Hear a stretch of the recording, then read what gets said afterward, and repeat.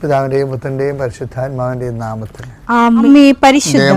ദൈവമാതാവേ, കൃപാസനത്തിലൂടെ ഞങ്ങളുടെ ദേശത്തിനും അമ്മ മധ്യസ്ഥം തേടി തന്ന എല്ലാ അനുഗ്രഹങ്ങൾക്കും കൃപകൾക്കും ഞങ്ങളിപ്പോൾ ഹൃദയം നിറഞ്ഞ നന്ദി പറയുന്നു. അമ്മേ പരിശുദ്ധമ്മേ, ദൈവമാതാവേ, 2004 ഡിസംബർ 7 ഉച്ചകഴിഞ്ഞ് 2:30 കൃപാസനത്തിൽ സംഭവിച്ച അമ്മയുടെ പ്രത്യക്ഷപ്പെടലിനെക്കുറിച്ച് തിരുസഭയ്ക്ക് സമർപ്പിച്ചിരിക്കുന്ന പഠനരേഖകളുടെ മേൽ സഭാത്മകമായ പഠനം ആരംഭിക്കുവാൻ ഞങ്ങൾ പ്രാർത്ഥിക്കുന്നു. അമ്മേ പരിശുദ്ധമേ, ഭൂസ്വർലോകങ്ങളുടെ രാജ്ഞിയായ അങ്ങേയ്ക്ക് ഭൗമസംരക്ഷണത്തിനായി പ്രപഞ്ചപ്രകൃതിയെ തന്നെ തിരുസഭ പ്രതിഷ്ഠിക്കുവാൻ ഈ പ്രത്യക്ഷീകരണം വഴി ഇടയാക്കണമേ. പരിശുദ്ധമേ, ജപമാല മാതാവേ, സകല കൃപാസനം പ്രാർത്ഥനയോടും ചേർത്ത് ഞങ്ങളിപ്പോൾ പ്രാർത്ഥിക്കുന്ന ഈ കുടുംബത്തിന്റെ പ്രത്യേക നിയോഗം പറ മക്കളെ.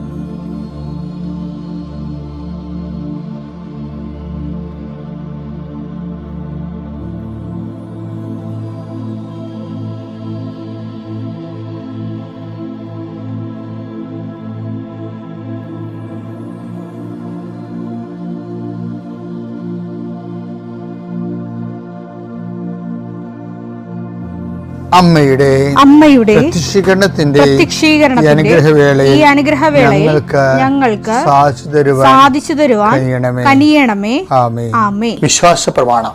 സർവശക്തനായ പിതാവും ആകാശത്തിന്റെയും ഭൂമിയുടെയും സൃഷ്ടാവുമായ ദൈവത്തിൽ ഞാൻ വിശ്വസിക്കുന്നു. അവിടുത്തെ ഏകപുത്രനും ഞങ്ങളുടെ കർത്താവുമായ ഈശോമിശിഹായിലും ഞാൻ വിശ്വസിക്കുന്നു. ഈ പുത്രൻ പരിശുദ്ധാത്മാവിനാൽ ഗർഭസ്ഥനായി കന്യകാമറിയത്തിൽ നിന്ന് പിറന്ന് പൊന്തിയോസ് പീലാത്തോസിന്റെ കാലത്ത് പീഡകൾ സഹിച്ച് കുരിശിൽ തറയ്ക്കപ്പെട്ട് മരിച്ച് അടക്കപ്പെട്ട് പാതാളങ്ങളിൽ ഇറങ്ങി മരിച്ചവരുടെ ഇടയിൽ നിന്ന് 3-ാം നാൾ ഉയർത്ത് സ്വർഗത്തിലേക്ക് എഴുന്നള്ളി സർവശക്തിയുള്ള പിതാവായ ദൈവത്തിന്റെ വലതുഭാഗത്തിരിക്കുന്നു. അവിടെ നിന്ന് ജീവിക്കുന്നവരെയും മരിച്ചവരെയും വിധിക്കുവാൻ വരുമെന്നും ഞാൻ വിശ്വസിക്കുന്നു. പരിശുദ്ധാത്മാവിലും ഞാൻ വിശ്വസിക്കുന്നു. വിശുദ്ധ കത്തോലിക്കാ സഭയിലും പുണ്യവാന്മാരുടെ ഐക്യത്തിലും പാപങ്ങളുടെ മോചനത്തിലും ശരീരത്തിന്റെ ഉയർപ്പിലും നിത്യമായ ജീവിതത്തിലും ഞാൻ വിശ്വസിക്കുന്നു. ആമേൻ. സ്വർഗ്ഗസ്ഥനായ ഞങ്ങളുടെ പിതാവേ, അങ്ങയുടെ നാമം പൂജിതമാകണമേ. അങ്ങയുടെ രാജ്യം വരണമേ. അങ്ങയുടെ തിരുമനസ് സ്വർഗത്തിലെ പോലെ ഭൂമിയിലും ആകണമേ. അന്നു വേണ്ടുന്ന ആഹാരം ഇന്ന് ഞങ്ങൾക്ക് തരണമേ. ഞങ്ങളോട് തെറ്റ് ചെയ്യുന്നവരോട് ഞങ്ങൾ ക്ഷമിക്കുന്നത് പോലെ ഞങ്ങളുടെ തെറ്റുകൾ ഞങ്ങളോടും ക്ഷമിക്കണമേ. ഞങ്ങളെ പ്രലോഭനത്തിൽ ഉൾപ്പെടുത്തരുതേ, തിന്മയിൽ ഞങ്ങൾ രക്ഷിക്കണമേ. ആമേൻ. നന്മ നിറഞ്ഞ മറിയമേ, സ്വസ്തി. കർത്താവ് അങ്ങയുടെ കൂടെ സ്ത്രീകളിൽ അങ്ങ് അനുഗ്രഹിക്കപ്പെട്ടവളാകുന്നു. അങ്ങയുടെ ഉദരത്തിൻ ഫലമായി ഈശോ അനുഗ്രഹിക്കപ്പെട്ടവനാകുന്നു.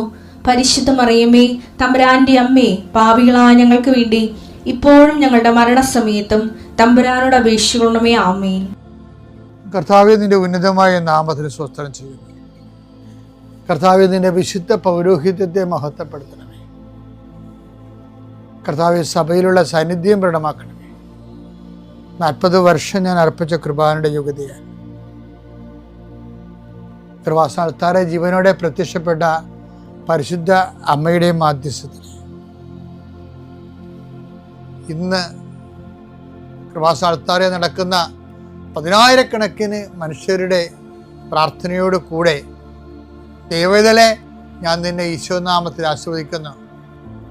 ജോലി നഷ്ടപ്പെട്ടവരെ, വിസ പ്രോസസ് ചെയ്യാത്തവരെ, വിസ നഷ്ടപ്പെട്ടവരെ, വിസ തീർന്നു പോയവരെ, വിദേശ ജോലിക്ക് വേണ്ടി ശ്രമിക്കുന്നവർ, അതിനുവേണ്ടിയുള്ള ഒരുക്കങ്ങൾ പൂർത്തിയാക്കിക്കൊണ്ടിരിക്കുന്നവർ, ഇടയ്ക്ക് വെച്ച് ആ ഫയൽ ക്ലോസ് ചെയ്തിരിക്കുന്നവർ, പെൻഡിങ് ആയിരിക്കുന്നവർ, വിവാഹം ഒത്തുവരാത്തവർ, ഒത്തുവന്ന വിവാഹം നഷ്ടപ്പെട്ടു പോയതിൻ്റെ വേദന ഉള്ളവർ, മക്കളില്ലാത്തവർ, മക്കൾക്ക് വേണ്ടി ഇപ്പോൾ പ്രഗ്നൻ്റ് ആയിരിക്കുന്നതും അതേസമയം തന്നെ എന്തെങ്കിലും മെഡിക്കലായിട്ടുള്ള കുഴപ്പങ്ങളുള്ളത് വേദനിച്ചിരിക്കുന്നവർ, അവരെല്ലാം അമ്മയുടെ മധ്യസ്ഥത്തിൽ ഈശോ നാമത്തെ ആശ്രയിക്കുന്നു. ഭവനരഹിതർ, വീടില്ലാത്തൊരു, സ്ഥലമില്ലാത്തൊരു, വഴിയില്ലാത്തൊരു വീട് വിൽക്കാൻ ആഗ്രഹിക്കുന്നവർ, എടുത്ത് മറ്റു സ്ഥലങ്ങളിലേക്ക് പോയി താമസിക്കാൻ ആഗ്രഹിക്കുന്നവർ, അവിടെ നിലവിലുള്ള ദോഷങ്ങളെ ഈശോ നാമത്തിൽ ബന്ധിക്കുന്നു. വിവാഹം ഒത്തുവരാൻ പോകുന്നു, അത് നടത്തിക്കൊണ്ടു പോകാനുള്ള പണമില്ല, അത് നടത്തിക്കൊണ്ടു പോകാനുള്ള, വിവാഹം നടത്താനാണില്ല, അപ്പനില്ല, അമ്മയില്ല, സഹോദരങ്ങളില്ല, ഉള്ളവർ തന്നെ വിവാഹം നടക്കരുതെന്ന് ആഗ്രഹിക്കുന്ന ഒറ്റപ്പെട്ടു പോണ ജന്മങ്ങൾ, മാതാവേ ആ വിഷയം ഏറ്റെടുത്തുകൊണ്ട് അമ്മ ഈസ്റ്റർ കഴിയുമ്പോൾ അത് നടത്തി കൊടുക്കാൻ ഇടയാക്കണം പ്രാർത്ഥിക്കുന്നു. എൻ്റെ കർത്താവിൻ്റെ ഉന്നതമായ നാമത്തിന് വെള്ളമില്ലാത്തവർ, ഒത്തിരിയേറെ കുഴൽക്കിണർ കുത്തിയിട്ടും ഒത്തിരി ആഴത്തിൽ കുത്തിയിട്ടും പണം നഷ്ടപ്പെട്ടിട്ടും വെള്ളം കാണാത്തൊരു, ആ സ്ഥലം വിൽക്കാൻ പറ്റണില്ല, അവിടെ ജീവിക്കാൻ പറ്റാത്ത വിഷയത്തിലുള്ള എല്ലാ മക്കളെയും കർത്താവിൻ്റെ നാമത്തിൽ ആശീർവദിക്കുന്നു. വീട് പണി തുടങ്ങാൻ പോകുന്നവർ, വീട് പൂർത്തിയാക്കാൻ പോകുന്നവർ, വീട് പരവാസത്തിൽ ആചരിക്കാൻ പോകുന്നവർ, അതിന് സാമ്പത്തിക കടങ്ങളുള്ളവർ, ലോൺ പാസ്സാകാത്തവർ, ലോൺ പ്രോസസ്സിലിരിക്കുന്നവർ, സിവിൽ നോട്ട് കുറവുള്ളവർ, പോയിൻ്റ് കുറവുള്ളവർ, ആ മേഖലകളിലെല്ലാം കർത്താവ് അവിടെ കഴിവിനേക്കാൾ ഉപരി ദൈവത്തിൻ്റെ കൃപ കൊണ്ട് ആ വിഷയം ദൈവ തീരുമാനം ഉണ്ടാകാൻ ഇടയാക്കണമേ. എൻ്റെ കർത്താവിന് ഉന്നതമായ നാമത്തിൽ ഏതെല്ലാം വിഷയങ്ങൾ വിട്ടുപോയിട്ടുണ്ടെങ്കിൽ അങ്ങയുടെ മക്കളതെല്ലാം മനസ്സിൽ ഓർക്കുന്ന ഈ സമയത്ത് ഞാൻ അതിനെ കൂടി അഡ്രസ്സ് ചെയ്തുകൊണ്ട് ഈശോയുടെ നാമത്തിൽ ആശീർവദിക്കുന്നു. നിത്യം പിതാവും പുത്രനും പരിശുദ്ധാത്മാവിനെ നീക്കുവാമേ. എൻ്റെ പ്രിയപ്പെട്ടവരെ, നമ്മൾ ധൂർത്തപുത്രൻ്റെ പുനർവായനയാണ്. ഇന്നത്തെ ഈ ധൂർത്തപുത്രൻ തിരിച്ചു വരുമ്പോൾ ഒരു ട്രാജഡി നടക്കുന്നുണ്ട്. അത് നിങ്ങൾ അക്സെപ്റ്റ് ചെയ്യാൻ തയ്യാറായിരിക്കണം. അവൻ ദുരഭിമാനം പോലും ഇല്ലാതെ തിരിച്ചു വരുന്നുണ്ട്. പക്ഷേ ആ തിരിച്ചു വരവിൻ്റെ അകത്തും നമ്മളത് ശരിക്കും വായിച്ചാൽ ഒരു ശോകം ഉണ്ടതിൻ്റെ അകത്ത്. കാര്യം, ഇവൻ ഒത്തിരി കാര്യങ്ങൾ അപ്പനോട് പറയുന്നുണ്ട്. അപ്പൻ അവനെ കെട്ടിപ്പിടിച്ച് ആശ്ലേഷിക്കുന്നുണ്ട്. പക്ഷേ അപ്പനൊരു വാക്ക് അവനോട് പറയണില്ല. പശ്ചാത്താപത്തിൻ്റെ കുറേ നാളത്തേക്ക് നമുക്ക് ദൈവത്തിൽ നിന്നൊരു വാക്കൊന്നും കിട്ടിയെന്ന് വരികയില്ല. പ്രാർത്ഥിക്കാനുള്ള രരുപിയ പ്രാർത്ഥനയ്ക്ക് ഉത്തരവൊന്നും കിട്ടിയെന്ന് വരികയില്ല. അപ്പം നിങ്ങൾ ഓർക്കും, പശ്ചാത്തപിച്ചുകൊണ്ടും പ്രത്യേകിച്ച് പ്രയോജനം തോന്നിപ്പോകുന്ന കുറേ മാസങ്ങളുണ്ടാവും. അപ്പോൾ ഇത് ഓർത്താൽ മതി. അത് അപ്പം മാത്രമുള്ള ആ ഒരു കാലഘട്ടത്തെ, ആ വന്ന മുഹൂർത്തത്തിൻ്റെ മാത്രം ഒരു പ്രത്യേകതയായിട്ട് കരുതിയാൽ മതി. പിന്നീട് നീ പശ്ചാത്താപം ചെയ്ത് അത് റീഫണ്ടായി നിൻ്റെ വരവ് സത്യസന്ധമാണെന്ന് ദൈവത്തിന് തോന്നിയാൽ ദൈവം കമ്മ്യൂണിക്കേഷൻ സ്റ്റാർട്ട് ചെയ്യും. പക്ഷെ പ്രഥമ ദൃഷ്ടിയാൽ ചിലപ്പോൾ കമ്മ്യൂണിക്കേഷൻ സ്റ്റാർട്ട് ചെയ്യത്തില്ല. കാര്യങ്ങളൊക്കെ എല്ലാം നടക്കും, പക്ഷെ കമ്മ്യൂണിക്കേഷൻ എന്ന് പറഞ്ഞാൽ വേറൊരു വിഷയമാണ്. കാര്യം നമുക്ക് നോക്കിയാൽ മനസ്സിലാവും. മൂത്ത മകനോട് കുറേ കാര്യങ്ങളൊക്കെ പറയുന്നുണ്ടാവും. പക്ഷേ ഈ ധൂർത്തപുത്രനോട് ഒരു വാക്ക് പോലും അപ്പം പറയണില്ല. കെട്ടിപ്പിടിക്കുന്നുണ്ട്, അതിനെ ആശ്ലേഷിക്കുന്നുണ്ട്, സ്വീകരിക്കുന്നുണ്ട്, മാല അവന് ചെരുപ്പ് കൊടുക്കുന്നുണ്ട്, അവരെ മകൻ്റെ റാങ്കിലേക്ക് കൊണ്ടുവരുന്നുണ്ട്. പക്ഷെ സംസാരിക്കത്തിൽ താമസിക്കും. ദൈവം അങ്ങനെയാണെന്ന് പറയാല്ല. ദൈവത്തെക്കുറിച്ച് പറയണ കഥയിൽ വന്നു പോയിട്ടുള്ള നിഴൽ രൂപങ്ങളാണ് ഇതൊക്കെ.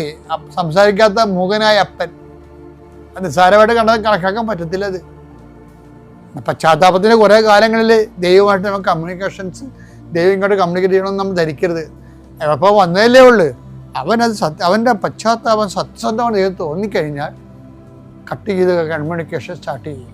മകൻ പറഞ്ഞു, മകൻ, ഇളയ മകന്റെ കാര്യം പറയാം. പിതാവേ, സ്വർഗത്തിനെതിരായും നിന്റെ മുമ്പിലും ഞാൻ പാപം ചെയ്തു.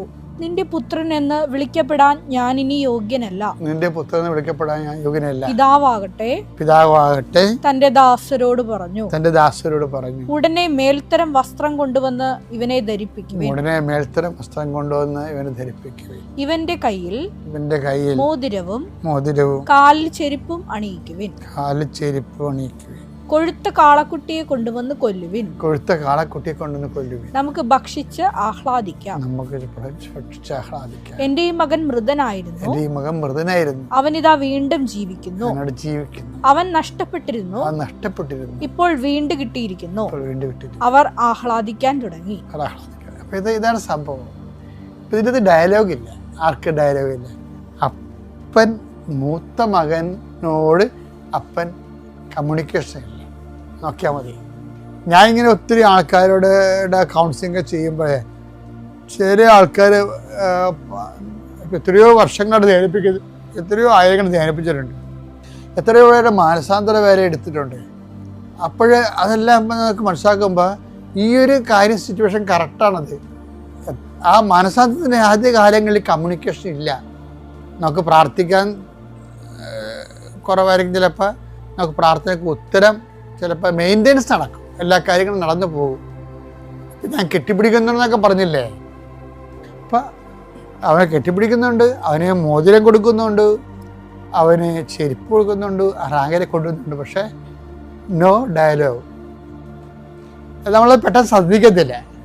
പക്ഷേ നമ്മൾ ഈ ആൾക്കാരുടെ മാനസാന്തരത്തെ കാണുമ്പോൾ നമുക്ക് തോന്നിയിട്ടുണ്ട് കുറേ നാളത്തേക്ക് കമ്മ്യൂണിക്കേഷൻ ഇങ്ങനെ സൈലൻ്റ് കമ്മ്യൂണിക്കേഷൻ ആയിരിക്കും, ഒരു ആക്റ്റീവ് കമ്മ്യൂണിക്കേഷൻ ആകണമെന്ന് നിർബന്ധമില്ല.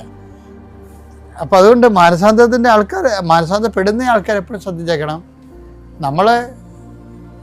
നമ്മളുടെ പാപത്തിന് പരിഹാരം ചെയ്തു, ആ ദൂതമ്പത്ത് പറഞ്ഞ പോലെ റീഫണ്ട് ചെയ്തു, പശ്ചാത്താപം പ്രായശ്ചിത്തത്തോടെ പറഞ്ഞു തീർക്കാതെ അത് ചെയ്ത് തീർത്ത് വരുമ്പോൾ ആ കമ്മ്യൂണിക്കേഷൻ ഫുൾ സ്വിങ് ആയിട്ട് വരും.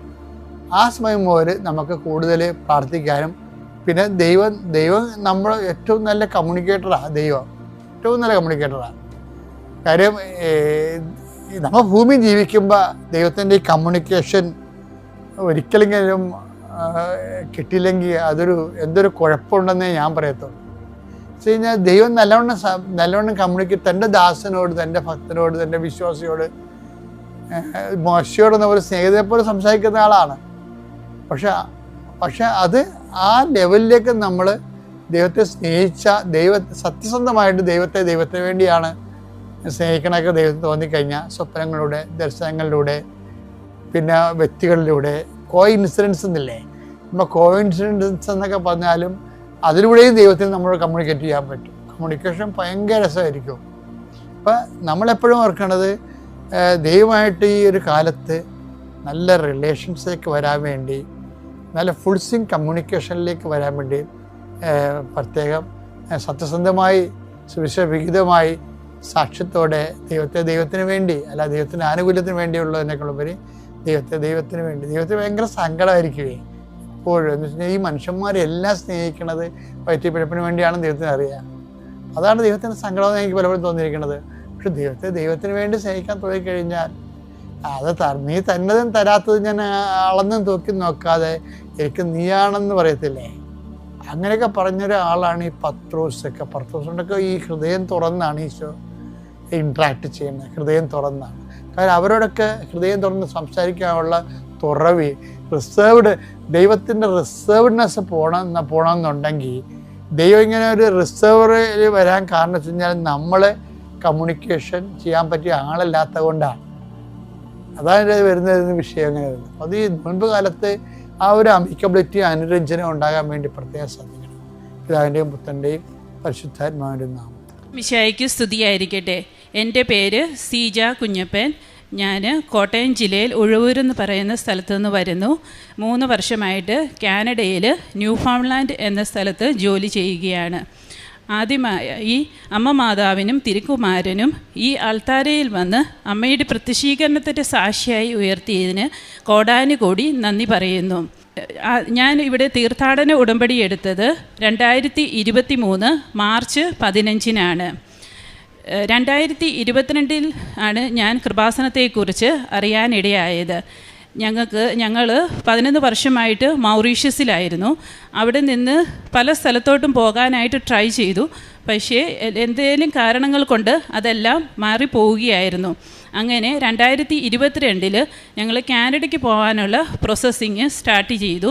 അപ്പോൾ അവിടെ ആദ്യമായിട്ട് നമുക്ക് അവിടുത്തെ പ്രൊവിൻസ് നോമിനേഷൻ, അതായത് PNP എന്ന് പറയുന്നത് കിട്ടണം. അതിനുവേണ്ടി ഞങ്ങൾ അപ്ലൈ ചെയ്ത് ഒരുപാട് സമയം വെയിറ്റ് ചെയ്തു. എന്നിട്ടും അത് ഞങ്ങൾക്ക് കിട്ടുന്നില്ലായിരുന്നു. അങ്ങനെ ഞങ്ങളുടെ ഒരു ഫ്രണ്ട് ചേച്ചി വഴി കൃപാസനത്തെക്കുറിച്ച് അറിഞ്ഞു.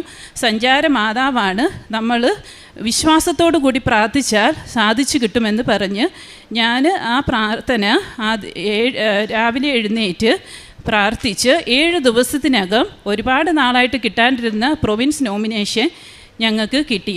അങ്ങനെ ഞങ്ങൾ അവിടെ നിന്ന് ബാക്കിയുള്ള പേപ്പറെല്ലാം വർക്ക് പെർമിറ്റിന് അപ്ലൈ ചെയ്തു. നോർമലി അവിടെ നിന്ന് 12 വീക്സിനകം വർക്ക് പെർമിറ്റ് കിട്ടേണ്ടതാണ്.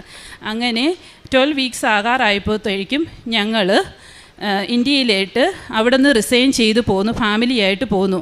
അങ്ങനെ 3 മാസത്തോളം ഞങ്ങൾ വെയിറ്റ് ചെയ്തു. എന്നിട്ടും വർക്ക് പെർമിറ്റ് ഞങ്ങൾക്ക് കിട്ടുന്നില്ലായിരുന്നു. ഞങ്ങൾ 2 പേരും ജോലിയില്ലാണ്ട് സാമ്പത്തികമായിട്ടും മാനസികമായിട്ടും ഒത്തിരി വിഷമിച്ച്, അങ്ങനെ ആദ്യം എനിക്ക് പേടിയായിരുന്നു ഉടമ്പടി എടുക്കാനായിട്ട്. ഇതെല്ലാം പാലിക്കാൻ പറ്റുമോ എന്ന് ഒരുവിധം എല്ലാവരുടെയും പേടിയാണ്. പക്ഷേ നമ്മൾ ഒരിക്കലും അതിനു വേണ്ടി വെയിറ്റ് ചെയ്യരുത്. നമ്മൾ ധൈര്യത്തോടു കൂടി ഉടമ്പടി എടുക്കണം.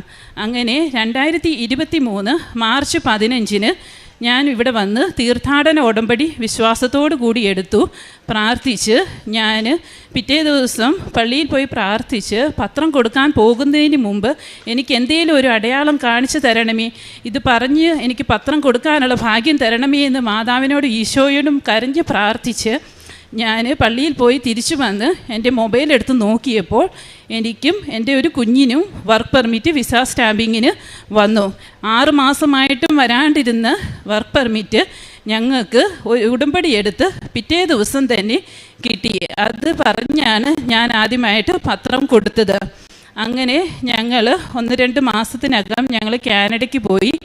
അവിടെ ചെന്ന് ഞങ്ങൾ പേഴ്സണൽ കെയർ, ഞാനും എൻ്റെ ഹസ്ബൻഡും പേഴ്സണൽ കെയർ അസിസ്റ്റൻ്റായിട്ടാണ് ജോലി ചെയ്യാനായിട്ടാണ് അവിടെ പോയത്. അവിടെ ജോലി ചെയ്തു. അങ്ങനെ PR-ന് വേണ്ടി വെയിറ്റ് ചെയ്തപ്പോൾ ഞാൻ ഓൺലൈൻ ഉടമ്പടിയായിട്ട് എടുത്തു PR കിട്ടുവാൻ വേണ്ടി. 1 മാസത്തിനകം ഞങ്ങൾക്ക് കാനഡയിൽ PR കിട്ടി. അത് കഴിഞ്ഞ് പിന്നെയാണ് ഞങ്ങൾ NCLEX RN എന്ന എക്സാം. അത് ഞാൻ ഒരിക്കലും പ്രതീക്ഷിച്ചില്ല. ഞാൻ ഇവിടുന്ന് ഉടമ്പടി എടുക്കുന്നതിന് മുമ്പ് അത് എഴുതാൻ പോലും ഞാൻ ആഗ്രഹിച്ചില്ല. കാരണം 2005 ഡിപ്ലോമ നേഴ്സിംഗ് പാസ്സായ എനിക്ക് അതിനൊരു മെറിറ്റുമില്ല.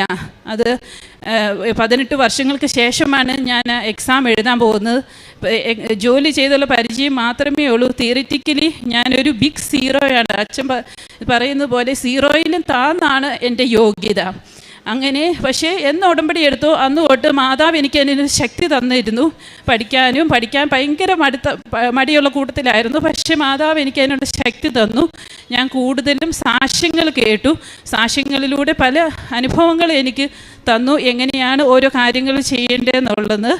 അങ്ങനെ ഞാൻ 2024 ഓഗസ്റ്റിൽ എക്സാം എഴുതാനായിട്ട് പ്രിപ്പയർ ചെയ്ത്.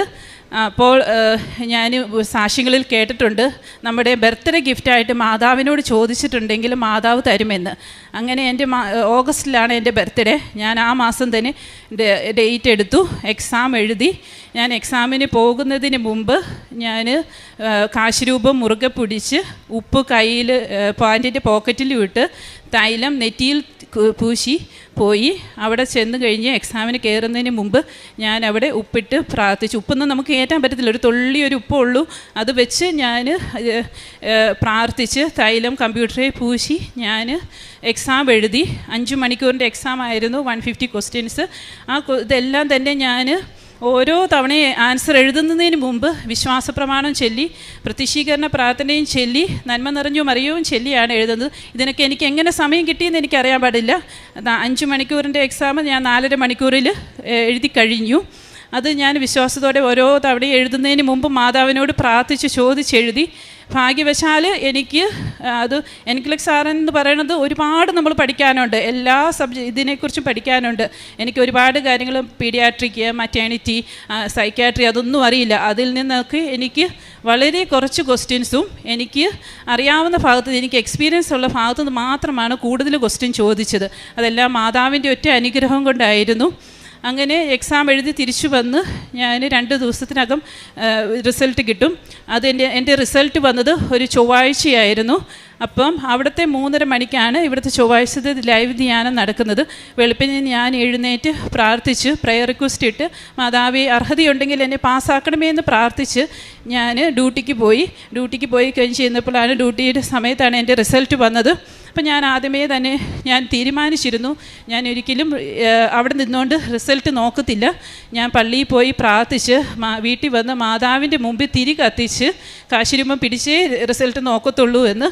അങ്ങനെ ഞാൻ വീട്ടിൽ വന്ന് നോക്കിയപ്പോൾ എനിക്ക് നോക്കാനുള്ള ശക്തി ഇല്ലായിരുന്നു. ഞാൻ കാശിരൂപം വിശ്വാസ പ്രമാണം എന്ന് പറയണത് ഇതിനു മുമ്പ് എനിക്ക് ഇത്രയും ശക്തിയുള്ള പ്രാർത്ഥനയാണെന്ന് എനിക്ക് അറിയാൻ പാടില്ലായിരുന്നു.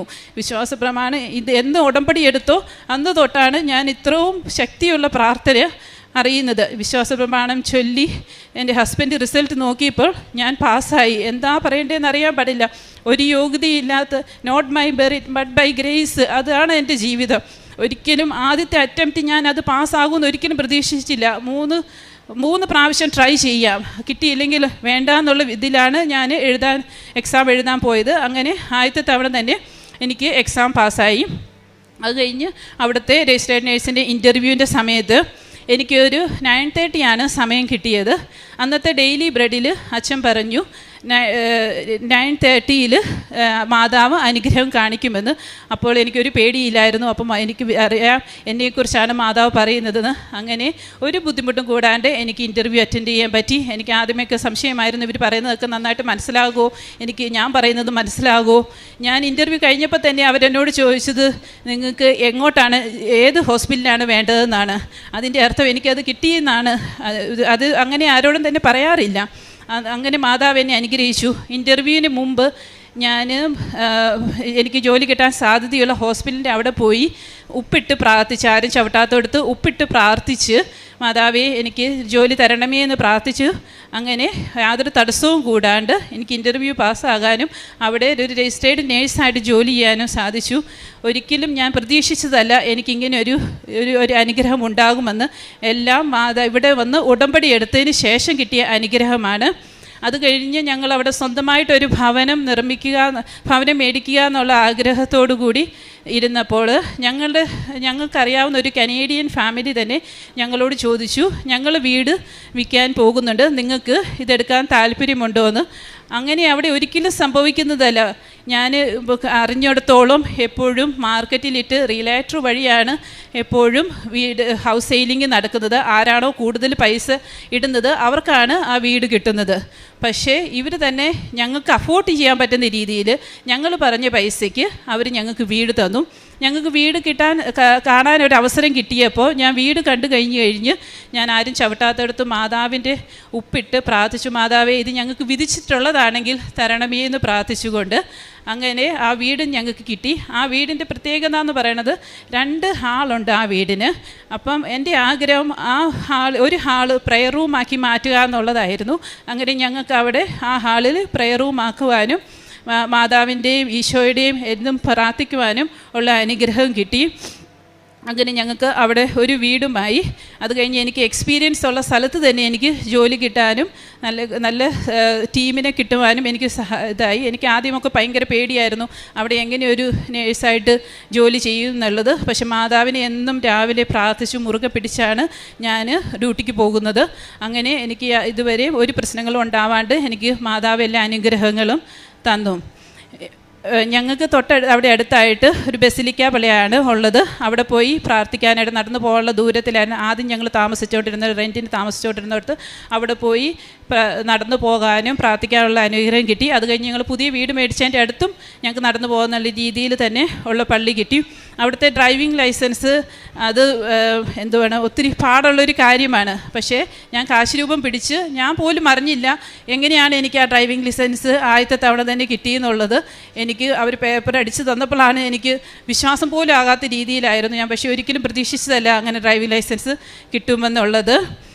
പിന്നെ പ്രേക്ഷിത പ്രവർത്തനമായിട്ട് ഞാൻ ചെയ്യുന്നത് പത്രങ്ങൾ നാട്ടിൽ നിന്ന് വരുത്തി അവിടെ കൊടുക്കും. അവിടെ ബസിലിക്ക പള്ളിയിൽ പോയി കനേഡിയൻസിനൊക്കെ കൊടുത്തിട്ടുണ്ട്. അപ്പോൾ ഞാനൊരു തവണ കൊടുത്തപ്പോൾ ഒരു കനേഡിയൻ എന്നോട് പറഞ്ഞു, ഇതിനെക്കുറിച്ച് എനിക്ക് അറിയാവുന്നതാണെന്ന് പറഞ്ഞ് സന്തോഷത്തോടെയാണ് ആ പേപ്പർ മേടിച്ചത്. അത് കണ്ടപ്പോൾ എനിക്ക് ഒത്തിരി സന്തോഷമായി. മലയാളം അവിടെ തന്നെ എവിടെ എല്ലാവരുടെ അടുത്തും തന്നെ മാതാവിൻ്റെ കാശിരൂപം എല്ലാവരുടെയും കഴുത്തിൽ കാണും. അതുപോലെ വിശ്വാസത്തോടു കൂടിയാണ് എല്ലാവരും അവിടെ ജീവിക്കുന്നത്. പിന്നെ അച്ഛൻ്റെ 3 വർഷമായിട്ട് എന്ന് ഉടമ്പടി എടുത്തോ അന്ന് തൊട്ട് ഈ ചൊവ്വാഴ്ചയിലെ ധ്യാനം ഒരിക്കലും മുടക്കിയിട്ടില്ല. ചൊവ്വാഴ്ച അല്ലെങ്കിൽ ബുധനാഴ്ചക്കകം ഞാനത് കൂടിയിരിക്കും. അതിനുള്ള നമ്മൾ എപ്പോൾ വിഷമിച്ചാലും ആ അനുഗ്രഹ പ്രാർത്ഥന അച്ഛൻ്റെ കിട്ടുമ്പം ഭയങ്കര ഒരു ആശ്വാസമാണ്. അതുപോലെ ഡെയിലി ബ്രെഡ് എന്ന് തുടങ്ങിയോ അന്ന് തൊട്ട് അതും കാണും. എൻ്റെ ഒരു ജീവിതം തുടങ്ങുന്നത് തന്നെ അച്ഛൻ്റെ ഡെയിലി ബ്രെഡിലൂടെ ആണ്. അതെല്ലാം സ്റ്റാറ്റസായിട്ടും ഷെയർ ചെയ്യുകയും ചെയ്യും. പിന്നെയാണ് കാരുണ്യ പ്രവൃത്തിയായിട്ട് ഞാൻ ചെയ്യുന്നത്. പാവപ്പെട്ടവർക്ക് പൈസ സഹായം ആവശ്യമുള്ളവർക്ക് കൊടുക്കും. ഞങ്ങൾക്ക് ഒരു എക്സാം എഴുതാനായിട്ട് $500, അതിന് 30,000 രൂപയുടെ ചിലവുണ്ട് ഒരു തവണ ഈ NCLEX എന്നുള്ള എക്സാം എഴുതാനായിട്ട്. അപ്പോൾ ഞാൻ മാതാവിനോട് പ്രാർത്ഥിച്ചു, മാതാവേ എനിക്ക് എന്നാണോ എക്സാം പാസ്സാവാൻ സാധിക്കുന്നത്, അപ്പോൾ അടുത്ത തവണ ഞാൻ അടയ്ക്കേണ്ട പൈസ ഞാനത് പാവം കൊടുത്തേക്കാമെന്ന്. അത് ആദ്യമേ തന്നെ എനിക്ക് മാതാവ് എക്സാം പാസ്സാക്കി. അത് അങ്ങനെ കൊടുക്കാനുള്ള അനുഗ്രഹം ഉണ്ടായി. ഇങ്ങനെ എക്സാം പാസ്സാവുകയാണെങ്കിൽ ആ പൈസ ഞാൻ കൊടുക്കാമെന്ന് പ്രാർത്ഥിച്ച് കഴിഞ്ഞ ഉടനെ തന്നെ എനിക്ക് ആ എക്സാം പാസ്സാകാനായിട്ട് സാധിച്ചു. പ്രത്യക്ഷീകരണത്തിന് സാക്ഷിയാക്കണമെന്ന് എന്ന് പ്രാർത്ഥിച്ചാലും അതെല്ലാം നടന്നിട്ടുണ്ട്. ഇത് ചെറുതും വലുതുമായിട്ട് ഒരുപാട് കാര്യങ്ങൾ എനിക്ക് നടന്നു തന്നിട്ടുണ്ട്. അതിനെല്ലാം മാതാവിനോടും ഈശോയോടും നന്ദി പറയുന്നു. എസെക്കിയേൽ പ്രവാചകൻ്റെ പുസ്തകം 34-ാം അധ്യായം 26-ാം തിരുവചനം. അവരെയും എൻ്റെ മലയ്ക്ക് ചുറ്റുമുള്ള സ്ഥലങ്ങളെയും ഞാൻ അനുഗ്രഹിക്കും. ഞാൻ യഥാസമയം മഴ പെയ്യിക്കും. അത് അനുഗ്രഹവർഷമായിരിക്കും. ഉടമ്പടി ഒരു വാഗ്ദാനമാണെന്ന് ദൈവം നമ്മോട് എപ്പോഴും ഓർമ്മിപ്പിക്കുന്നുണ്ട്. ഏകദേശം 2895 വാഗ്ദാനങ്ങളാണ് ഈ ബൈബിളിൽ നമുക്ക് കാണാൻ സാധിക്കുന്നത്. സീജ എന്ന ഈ സഹോദരി കാനഡയിൽ നിന്ന് സാക്ഷ്യം പറയാൻ വേണ്ടി മാത്രമാണ് ഇന്ന് ഇവിടേക്ക് ലീവ് എടുത്ത് വന്നിരിക്കുന്നത്. ഈ മകൾക്ക് ലഭിച്ച എല്ലാ അനുഗ്രഹങ്ങൾക്കും, അവർക്ക് PR കിട്ടിയതും, അവർക്ക് അവിടെ ഒരു വീട് ലഭിച്ചതും, അതുപോലെ തന്നെ അവർക്ക് ഡ്രൈവിംഗ് ലൈസൻസ് കിട്ടിയത്, കുഞ്ഞുങ്ങളെ അവിടെ അഡ്മിറ്റ് ചെയ്യാനുള്ള സൗകര്യം, അവർക്ക് പത്രങ്ങൾ വിതരണം ചെയ്യാനുള്ള അവരുടെ സാധ്യതകൾ, ഉടമ്പടി ജീവിക്കാനും കൈമാറ്റം ചെയ്യാനും ഈശോ വരെ അനുഗ്രഹിക്കുന്ന മനോഹരമായ ഒരു സാക്ഷ്യമാണിത്. ഞാൻ ഉടമ്പടി ജീവിച്ചു കൊണ്ടിരിക്കുമ്പോൾ ഒരു കെയർ ടേക്കറായി കാനഡയിലേക്ക് പോയ മകളാണിത്. ഇന്ന് കുടുംബം മൊത്തമായിട്ട് അവരവിടെയാണ്. അവർക്ക് വളരെ സന്തോഷത്തോടുകൂടി ജീവിക്കുവാനും, സഹോദരി പറഞ്ഞതുപോലെ തന്നെ ദിവസം തുടങ്ങുന്നത് തന്നെ പരിശുദ്ധ അമ്മയുടെയും ഈശോയുടെയും അനുഗ്രഹത്തോടു കൂടിയാണ്. എപ്പോഴും ഡെയിലി ബ്ലെസ്സിങ്സ് അറ്റൻഡ് ചെയ്യുകയും അതിൽ പാർട്ടിസിപ്പേറ്റ് ചെയ്യുകയും ദിവ്യബലിയോടും അതുപോലെ തന്നെ എല്ലാ കുദാശകളോടും വളരെ ആത്മാർത്ഥമായി പങ്കുചേർന്നുകൊണ്ട് ഈശോ നൽകിയ വാഗ്ദാനങ്ങൾക്കെല്ലാം വാഗ്ദാനങ്ങളെ പ്രാപിക്കുവാൻ വേണ്ടി പരിശുദ്ധ അമ്മയുടെ മധ്യസ്ഥതയിൽ ഇന്ന് സീജയും കുടുംബവും വളരെ എപ്പോഴും ഒരുങ്ങിയിരിക്കുകയാണ്. സീജ തന്നെ പറയുകയുണ്ടായി, ഞങ്ങൾക്ക് ഇന്ന് ആൻറ്റിബയോട്ടിക്സ് കഴിക്കേണ്ട ആവശ്യമില്ല, ഞങ്ങൾക്ക് ആശുപത്രിയിൽ പോകേണ്ട ആവശ്യമില്ല. കാരണം ഞങ്ങൾക്ക് വിശുദ്ധ ഉപ്പ് തന്നെയാണ് ഞങ്ങളുടെ ഏറ്റവും വലിയ ആൻറ്റിബയോട്ടിക്. ഞങ്ങൾ എവിടെയെല്ലാം പോകുന്നുവോ, ഇന്ന് ബഹുമാനപ്പെട്ട ജോസഫ് അച്ഛൻ ഇന്നത്തെ ഉടമ്പടി ധ്യാനത്തിൽ നമ്മൾ വളരെ വ്യക്തമായി ഉടമ്പടി ഉപ്പിൻ്റെ പവർ എന്താണെന്ന് അച്ഛൻ നമ്മോട് വ്യക്തമായി പറയുകയുണ്ടായി. നാം എവിടെയെല്ലാം നമ്മുടെ പരിശുദ്ധമായ ഈ കാശുരൂപവും ഉപ്പും കൊണ്ടുപോകുന്നുവോ അവിടെയെല്ലാം പരിശുദ്ധ അമ്മയുടെ സാന്നിധ്യവും ഈശോ നമ്മെ സംരക്ഷിക്കുന്നതായും അവിടുത്തെ ഏറ്റുപറയാനുള്ള സാഹചര്യങ്ങളും ഈശോ നമുക്ക് നൽകുന്ന വലിയ അനുഗ്രഹം നമുക്ക് കാണാനായിട്ട് സാധിക്കും. ഈ മകൾക്കുള്ള ഒരു വലിയ കടമ്പയായിരുന്നു NCLEX എക്സാം പാസ്സാവുക എന്നുള്ളത്. വലിയ ഒരു ഗ്യാപ്പിന് ശേഷം ആ ഒരു എക്സാം ഫസ്റ്റ് ടൈമിൽ പാസ്സാകുവാനും അത് പരിശുദ്ധ അമ്മയ്ക്ക് ഒരു പ്രോമിസ് കൊടുത്തു. ഇനി ഇത് സാധാരണഗതിയിൽ പെട്ടെന്ന് ഒരു അറ്റംപ്റ്റിൽ പാസ്സാകാത്തതാണ്. എനിക്ക് ആ അറ്റംപ്റ്റിൽ പങ്കെടുക്കാനുള്ള പേ ചെയ്യേണ്ട ആ $, ഞാൻ കനേഡിയൻ ഡോളർ പാവങ്ങൾക്കായി ഞാൻ എൻ്റെ കുടുംബത്തിൽ ആർക്കൊക്കെയാണോ അത് എഴുതേണ്ടത് ഞാൻ അവർക്ക് വേണ്ടി പാവങ്ങൾക്ക് കൊടുക്കാമെന്നുള്ള ഒരു വലിയ പ്രോമിസ്. സക്കേവൂസിനെ പോലെ പറഞ്ഞു, ഞാൻ 4 ഇരട്ടിയായി കൊടുക്കാം, വഞ്ചിച്ചെടുത്തതല്ല, പക്ഷേ ഞാൻ 4 ഇരട്ടിയായി കൊടുക്കാമെന്നുള്ള ഒരു പ്രോമിസ് ബാപ്റ്റിസ് കൊടുത്ത് ഈശോ പറയുകയുണ്ടായി, ഇന്ന് ഈ ഭവനത്തിന് രക്ഷ കൈവന്നിരിക്കുന്നുവെന്ന്.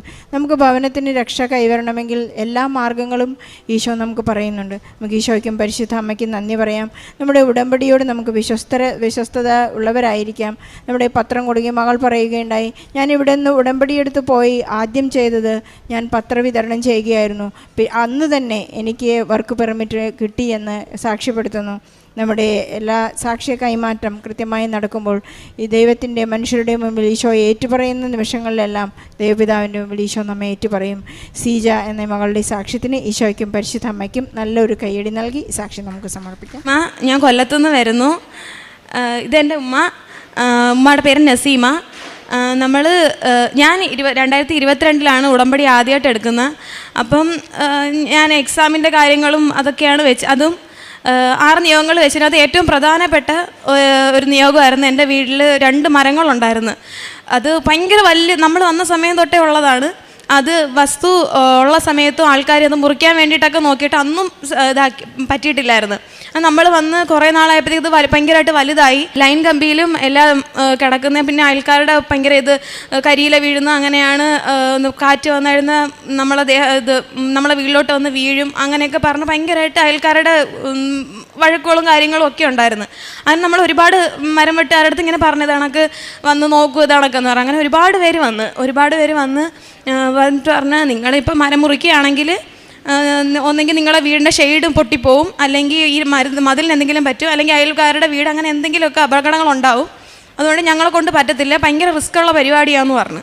അപ്പം നമ്മൾ പറഞ്ഞ് അങ്ങനെയാണെങ്കിൽ പോട്ടെന്ന് വിറഞ്ഞു നിന്ന്. അതിന് ശേഷം വീണ്ടും നമ്മളെ മാമയൊക്കെ ഒരുപാട് പേര് ആൾക്കാരെ കൊണ്ടുവന്ന് അവരിങ്ങനെ വന്നിട്ട് പറയും, ഇത് ഭയങ്കര റിസ്ക്കുള്ള പരിപാടിയാണ്, ഞങ്ങളെ കൊണ്ടൊന്നും ചെയ്യാൻ പറ്റത്തില്ല, നിങ്ങൾക്ക് എന്തെങ്കിലും അപകടമൊന്നും പറ്റത്തില്ല, ഞങ്ങൾ എന്തെങ്കിലുമൊക്കെ മുറിച്ച് കഴിഞ്ഞാൽ നിങ്ങൾ എന്തെങ്കിലും അപകടമൊക്കെ പറ്റിയാൽ നിങ്ങൾ സഹിച്ചോണം, അങ്ങനെ രീതിയിലൊക്കെ അവർ സംസാരിക്കുമായിരുന്നു. എന്നിട്ട് പറഞ്ഞ്, ഇപ്പോൾ മരം മുറിക്കുകയാണെങ്കിൽ ഒന്നെങ്കിൽ മതിൽ അല്ലെങ്കിൽ അപ്പുറത്തവരുടെ വീട് ഒക്കെ എന്തെങ്കിലുമൊക്കെ കുഴപ്പം വരും, അതിനേക്കാളും നല്ലത് അങ്ങനെ തന്നെ നിൽക്കുന്നതായിരിക്കും നല്ലതെന്ന് പറഞ്ഞു. അങ്ങനെ നമുക്ക് ഭയങ്കര സങ്കടം, മഴയൊക്കെ വരുമ്പോൾ ഭയങ്കരമായിട്ട് ആടി ഒലഞ്ഞ് ഒരുമാതിരി ആവും. അങ്ങനെ നമ്മൾ എപ്പോഴും ഉടമ്പടി വന്ന സമയം തൊട്ടേ നമ്മളിങ്ങനെ പുതുക്കുന്ന സമയത്ത് വീണ്ടും ഇങ്ങനെ റീ ആയിട്ട് വെച്ചുകൊണ്ടേയിരിക്കും, ഇങ്ങനെ മാതാവേ കണക്ക് എങ്ങനെയെങ്കിലും മരങ്ങളൊന്നും മുറിച്ച് മാറ്റണേ എന്നൊക്കെയുള്ള രീതിയിൽ.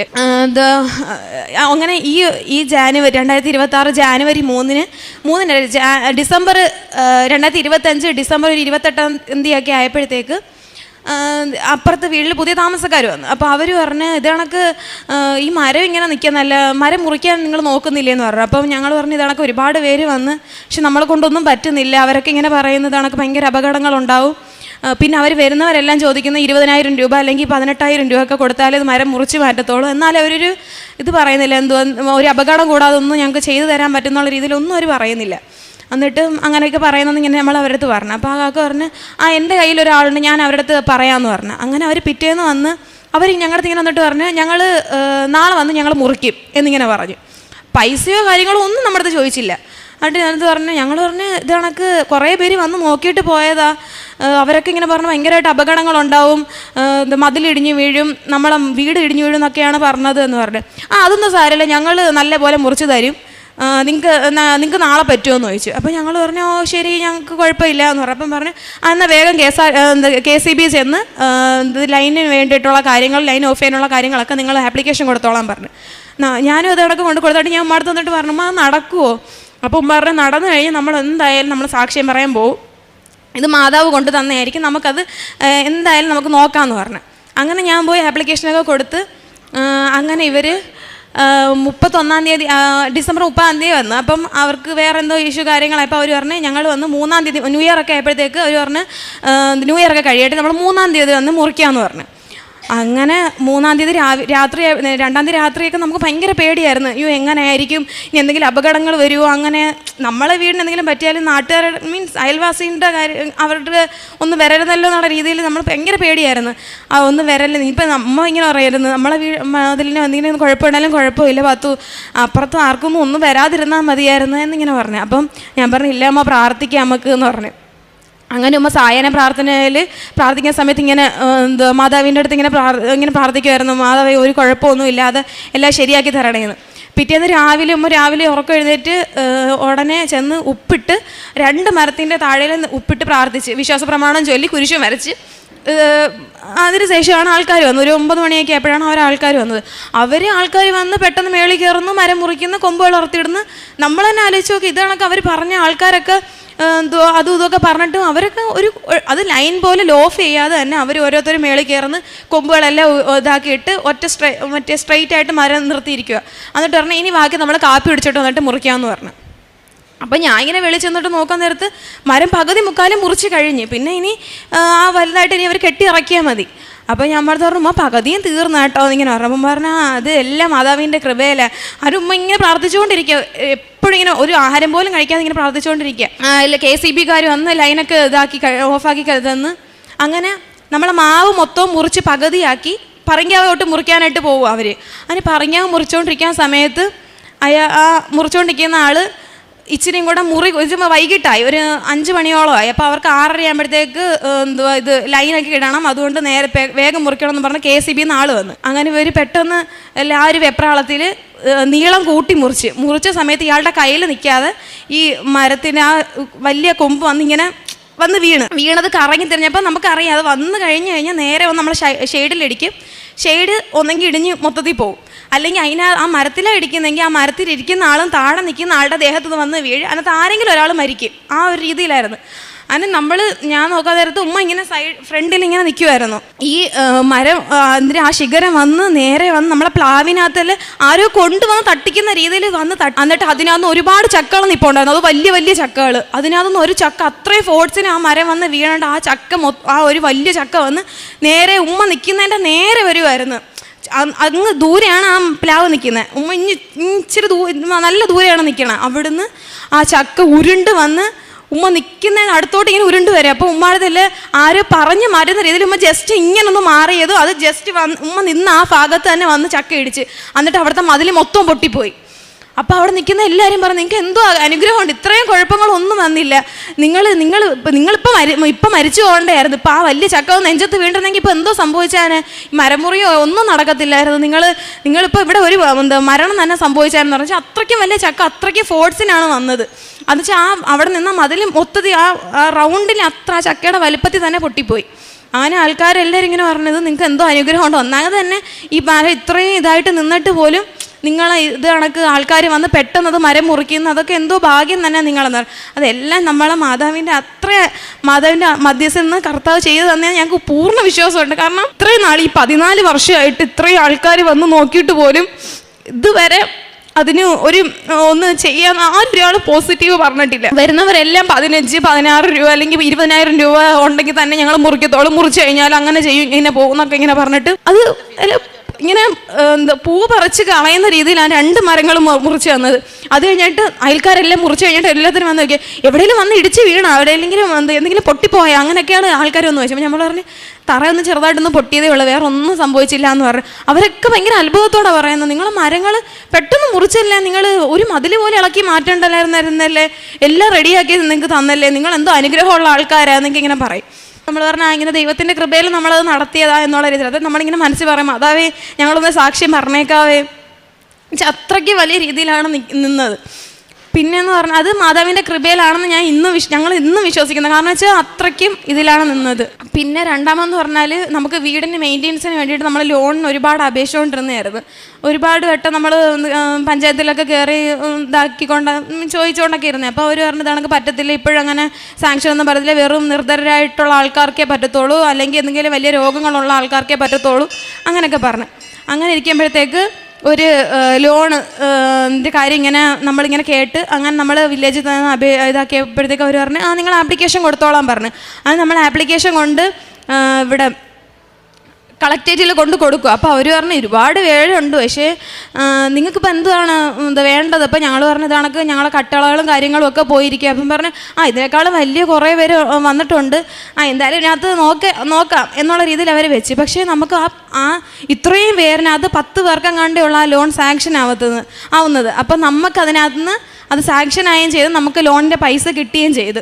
നമ്മളത് ഒട്ടും വിചാരിച്ച കാര്യമല്ല അത് കിട്ടും എന്നുള്ള രീതിയിൽ. പിന്നെ ഞാൻ നഴ്സിംഗ് പഠിച്ച് ഇപ്പം കംപ്ലീറ്റ് ചെയ്തതാണ്. അപ്പം ഞാൻ നഴ്സിംഗിന് ഫസ്റ്റ് ഇയർ വരുന്ന സമയത്ത് ഇവിടെ വന്ന് അച്ഛൻ്റെ കയ്യിൽ നിന്ന് ബ്ലെസ്സിങ്സ് ഒക്കെ മേടിച്ച് അത് കണക്ക് കാശ് രൂപമൊക്കെ ആയിട്ടാണ് ഞാൻ എക്സാം ഹാളിലൊക്കെ പോകുന്നത്. അപ്പോൾ ക്ലാസ്സിൽ പിള്ളേരൊക്കെ പറയും, നിനക്ക് ഇത്ര ഭയങ്കര വിശ്വാസമാണോ മാതാവിനെ? നമ്മൾ ക്രിസ്ത്യാനിയാണ്, ഞാൻ ക്രിസ്ത്യൻ കോളേജിലാണ് പഠിച്ചത്. അപ്പം പറഞ്ഞു, നിനക്ക് ഇത്ര വിശ്വാസമാണോ? ഞങ്ങൾക്ക് ഇല്ലാത്ത വിശ്വാസമാണല്ലേ നിനക്ക് എന്നിങ്ങനെ പറയും. അപ്പം ഞാൻ പറഞ്ഞു, എനിക്ക് ഭയങ്കര വിശ്വാസമാണ്, ഇങ്ങനെ കൃപാസന മാതാവിനെ എനിക്ക് ഭയങ്കര വിശ്വാസമായിരുന്നു, ഭയങ്കര ഇഷ്ടമാണെന്ന് പറഞ്ഞു. എക്സാമിന് പോകുന്ന സമയത്തൊക്കെ ഞാൻ എൻ്റെ ചെയറിൻ്റെ താഴെയായിട്ട് കയ്യിൽ ഉപ്പ് കൊണ്ടുപോയിട്ട് അവിടെ ഇങ്ങനെ ഉപ്പിട്ട് പ്രാർത്ഥിക്കും. എന്നിട്ട് ഞാൻ മാതാവിൻ്റെ അടുത്ത് മാതാവേ ഇന്ന് വരുന്ന മിസ് അല്ലെങ്കിൽ എന്തെങ്കിലും ഒരു അടയാളം നീ ക്ലാസ് റൂമിൽ കാണിച്ചു തരണം എന്ന് പറയും.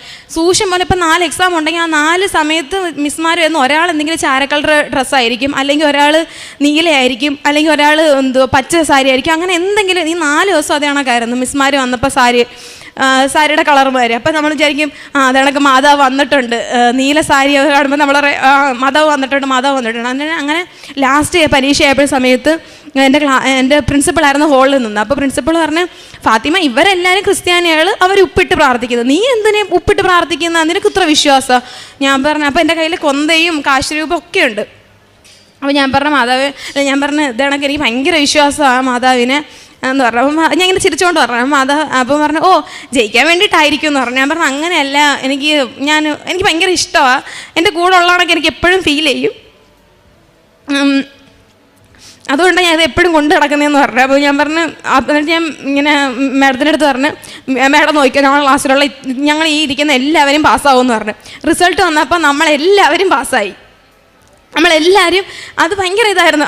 അപ്പം നമ്മൾ അതിന് ശേഷം മാർക്ക് ലിസ്റ്റ് മേടിക്കാൻ ചെന്നപ്പോഴത്തേക്ക് മാഡം എൻ്റെ അടുത്ത് വെച്ചത്, നീ അന്ന് പറഞ്ഞ സത്യമായിരുന്നല്ലേ, നിങ്ങൾ ക്ലാസ്സിലെ എല്ലാവരും പാസ്സായല്ലേ എന്ന് പറഞ്ഞു. അപ്പം ഞാൻ പറഞ്ഞു, അതെനിക്ക് വിശ്വാസം ഉണ്ടായിരുന്നു, ഞാൻ അതിനായിരുന്നു ഉപ്പിട്ട് പ്രാർത്ഥിച്ചത്, എനിക്ക് അത്രയ്ക്ക് വിശ്വാസം ഉണ്ടായിരുന്നു എന്ന് പറഞ്ഞു. എന്നിട്ട് നമ്മൾ പ്രാക്ടിക്കൽ സൈഡ് പോകുമ്പോൾ എനിക്ക് ഭയങ്കര പേടിയായിരുന്നു. പ്രൊസീജിയർ ചെയ്യുമ്പോഴത്തേക്ക് എനിക്ക് കൈയൊക്കെ വിറയ്ക്കും. അങ്ങനെ ഞാൻ എപ്പോഴും ഇങ്ങനെ കാശുരൂപം കൊണ്ടാണ് പോകുന്നത്. അപ്പം ഞങ്ങൾ ബസ്സിൽ കമ്മ്യൂണിറ്റി പോസ്റ്റിങ്ങിന് വന്ന് ബസ്സിൽ ഇറങ്ങുന്ന സമയത്ത് ഞാൻ കാശുരൂപം ഇങ്ങനെ മുറുക്കി പിടിച്ചുകൊണ്ട് ഇറങ്ങുന്നത്, മാതാവേ പാവം മേഡം ആയിരിക്കണേ എന്നൊക്കെ പറഞ്ഞു. നമ്മൾ ഇറങ്ങിയ ഉടനെ സ്പോട്ടിൽ കുറേ ചാര കളർ പ്രാവ് ഇങ്ങനെ പറഞ്ഞു. എപ്പോഴും എനിക്ക് മനസ്സിലായി മാതാവിടെ ഉണ്ട്. അപ്പോൾ ഇതെനിക്ക് കുഴപ്പമേ ഇല്ല. എന്നിട്ട് എനിക്കൊരു വീട് കിട്ടി. ആ വീടിൻ്റെ അകത്ത് മൊത്തം കൃപാസന മാതാവിൻ്റെ പടവും അങ്ങനെ ഭയങ്കരമായിട്ട് മാതാവിന് ഭയങ്കര വിശ്വാസം. അപ്പം ഞാൻ കാശുരൂപത്തിൻ്റെ മറ്റേ കൊന്തിങ്ങനെ വെച്ച് അതിനകത്ത് കാശുരൂപം കണ്ടപ്പോഴത്തേക്ക് ആ അമ്മ ചോദിച്ച്, ഇത് മോള് ക്രിസ്ത്യാനി ആയിരുന്നല്ലേ? ഇവ ഞാൻ പറഞ്ഞു, ഞാൻ ക്രിസ്ത്യാനി അല്ല, ഞാൻ മുസ്ലിമാണ്. പക്ഷെ കണ്ടാൽ തോന്നില്ല, നിന്നെ കണ്ട ക്രിസ്ത്യാനിയായിട്ടേ തോന്നത്തോളം എന്ന് പറഞ്ഞു. ആ വീട് മൊത്തം ഇവിടെ എല്ലാം നോക്കിയാലും മാതാവിൻ്റെ ഫോട്ടോകളാണ്. അപ്പം ഞാൻ ഇങ്ങനെ പറയാം, മാതാവുണ്ട്, ഇനിയിപ്പോൾ ഒരു കുഴപ്പമില്ല. അത് കണക്ക് തന്നെ മേഡം ഭയങ്കര ചൂടത്തി മേഡമായിരുന്നു വന്നത്, ആ എക്സ്റ്റേണൽ മേഡം. എന്നിട്ട് അവർ എൻ്റെ അടുത്ത് മാത്രം ആ മേഡം ഞാൻ ചെയ്ത പ്രൊസീജിയറിന് ഞാൻ എന്തൊക്കെയോ മണ്ടത്തരങ്ങൾ കാണിച്ചു. പക്ഷേ അതെനിക്ക് മനസ്സിലായി ഞാൻ എന്തൊക്കെയോ മണ്ടത്തരങ്ങളാണ് കാണിക്കുന്നത്. പക്ഷെ അതൊന്നും അവർ മൈൻഡ് ചെയ്യാതെ അവർ വേറെ എന്തൊക്കെയോ കോള് വന്ന് പെട്ടെന്ന് അവരങ്ങ് പോയി. അപ്പോൾ ഞങ്ങൾ ഇൻ്റേണൽ മേഡം പറഞ്ഞു, നീ ചെയ്തത് മതി, അവർ കണ്ട് മതി എന്ന് പറഞ്ഞു. കാരണം ഞാൻ അധികം ഒന്നും ചെയ്തില്ല, ഞാൻ അത്രയ്ക്ക് പേടിച്ചാണ് നിന്നത്. അവർ ഞാൻ ഇങ്ങനെ വിചാരിക്കാം, മാതാവ് എന്തായാലും അത് ഞാൻ ചെയ്ത തെറ്റങ്ങളും കണ്ടുപിടിച്ചായിരുന്നെങ്കിൽ ഇപ്പം ഞാൻ തീർന്നേനെ. അങ്ങനെ എനിക്കത് ഭയങ്കര അനുഗ്രഹമായിരുന്നു. മാതാവ് എൻ്റെ കൂടെ ഉള്ള രീതിയിലായിരുന്നു എനിക്ക് ഫീൽ ചെയ്തത്. പിന്നെ നമ്മൾ കാരുണ്യ പ്രവർത്തനം എന്ന് പറഞ്ഞാൽ ഉമ്മ ഇവിടെ എപ്പോൾ വന്നാലും ഒരു 300 രൂപയ്ക്കോ 500 രൂപയ്ക്കോ പത്രം മേടിച്ച് ഉമ്മ ആണെങ്കിൽ വീട് തോറും പത്രങ്ങൾ കൊടുത്ത് ആളുടെ അടുത്ത് ഇങ്ങനെ പറയുന്നത് കണക്ക് മാതാവിൻ്റെ അടുത്ത് പോകണം, മാതാവ് ഭയങ്കര അത്ഭുതമുള്ള മാതാവാന്നൊക്കെ പറഞ്ഞ് ഉമ്മ ഇങ്ങനെ പ്രാർത്ഥിച്ച് പത്രങ്ങൾ കൊടുക്കും. നമ്മൾ പ്രേക്ഷക പ്രവർത്തനം അങ്ങനെ ചെയ്യുന്നത്.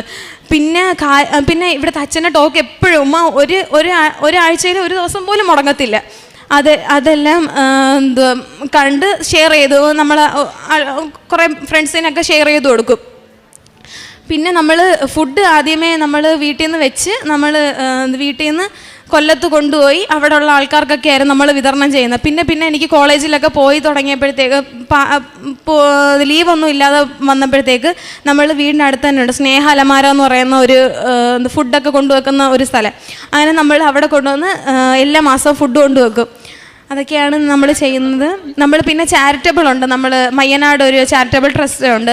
അപ്പം നമ്മൾ എല്ലാ മാസവും നമ്മളെ ഇന്ന് മിച്ചം പിടിക്കുന്ന പൈസ നമ്മൾ ഇതാക്കി വെച്ചിട്ട് നമ്മൾ വർഷം തോറും അവിടെ നമ്മൾ പൈസ കൊടുക്കും, നമ്മളെ കൊണ്ടാവുന്ന രീതിയിൽ നമ്മൾ കൊടുക്കും.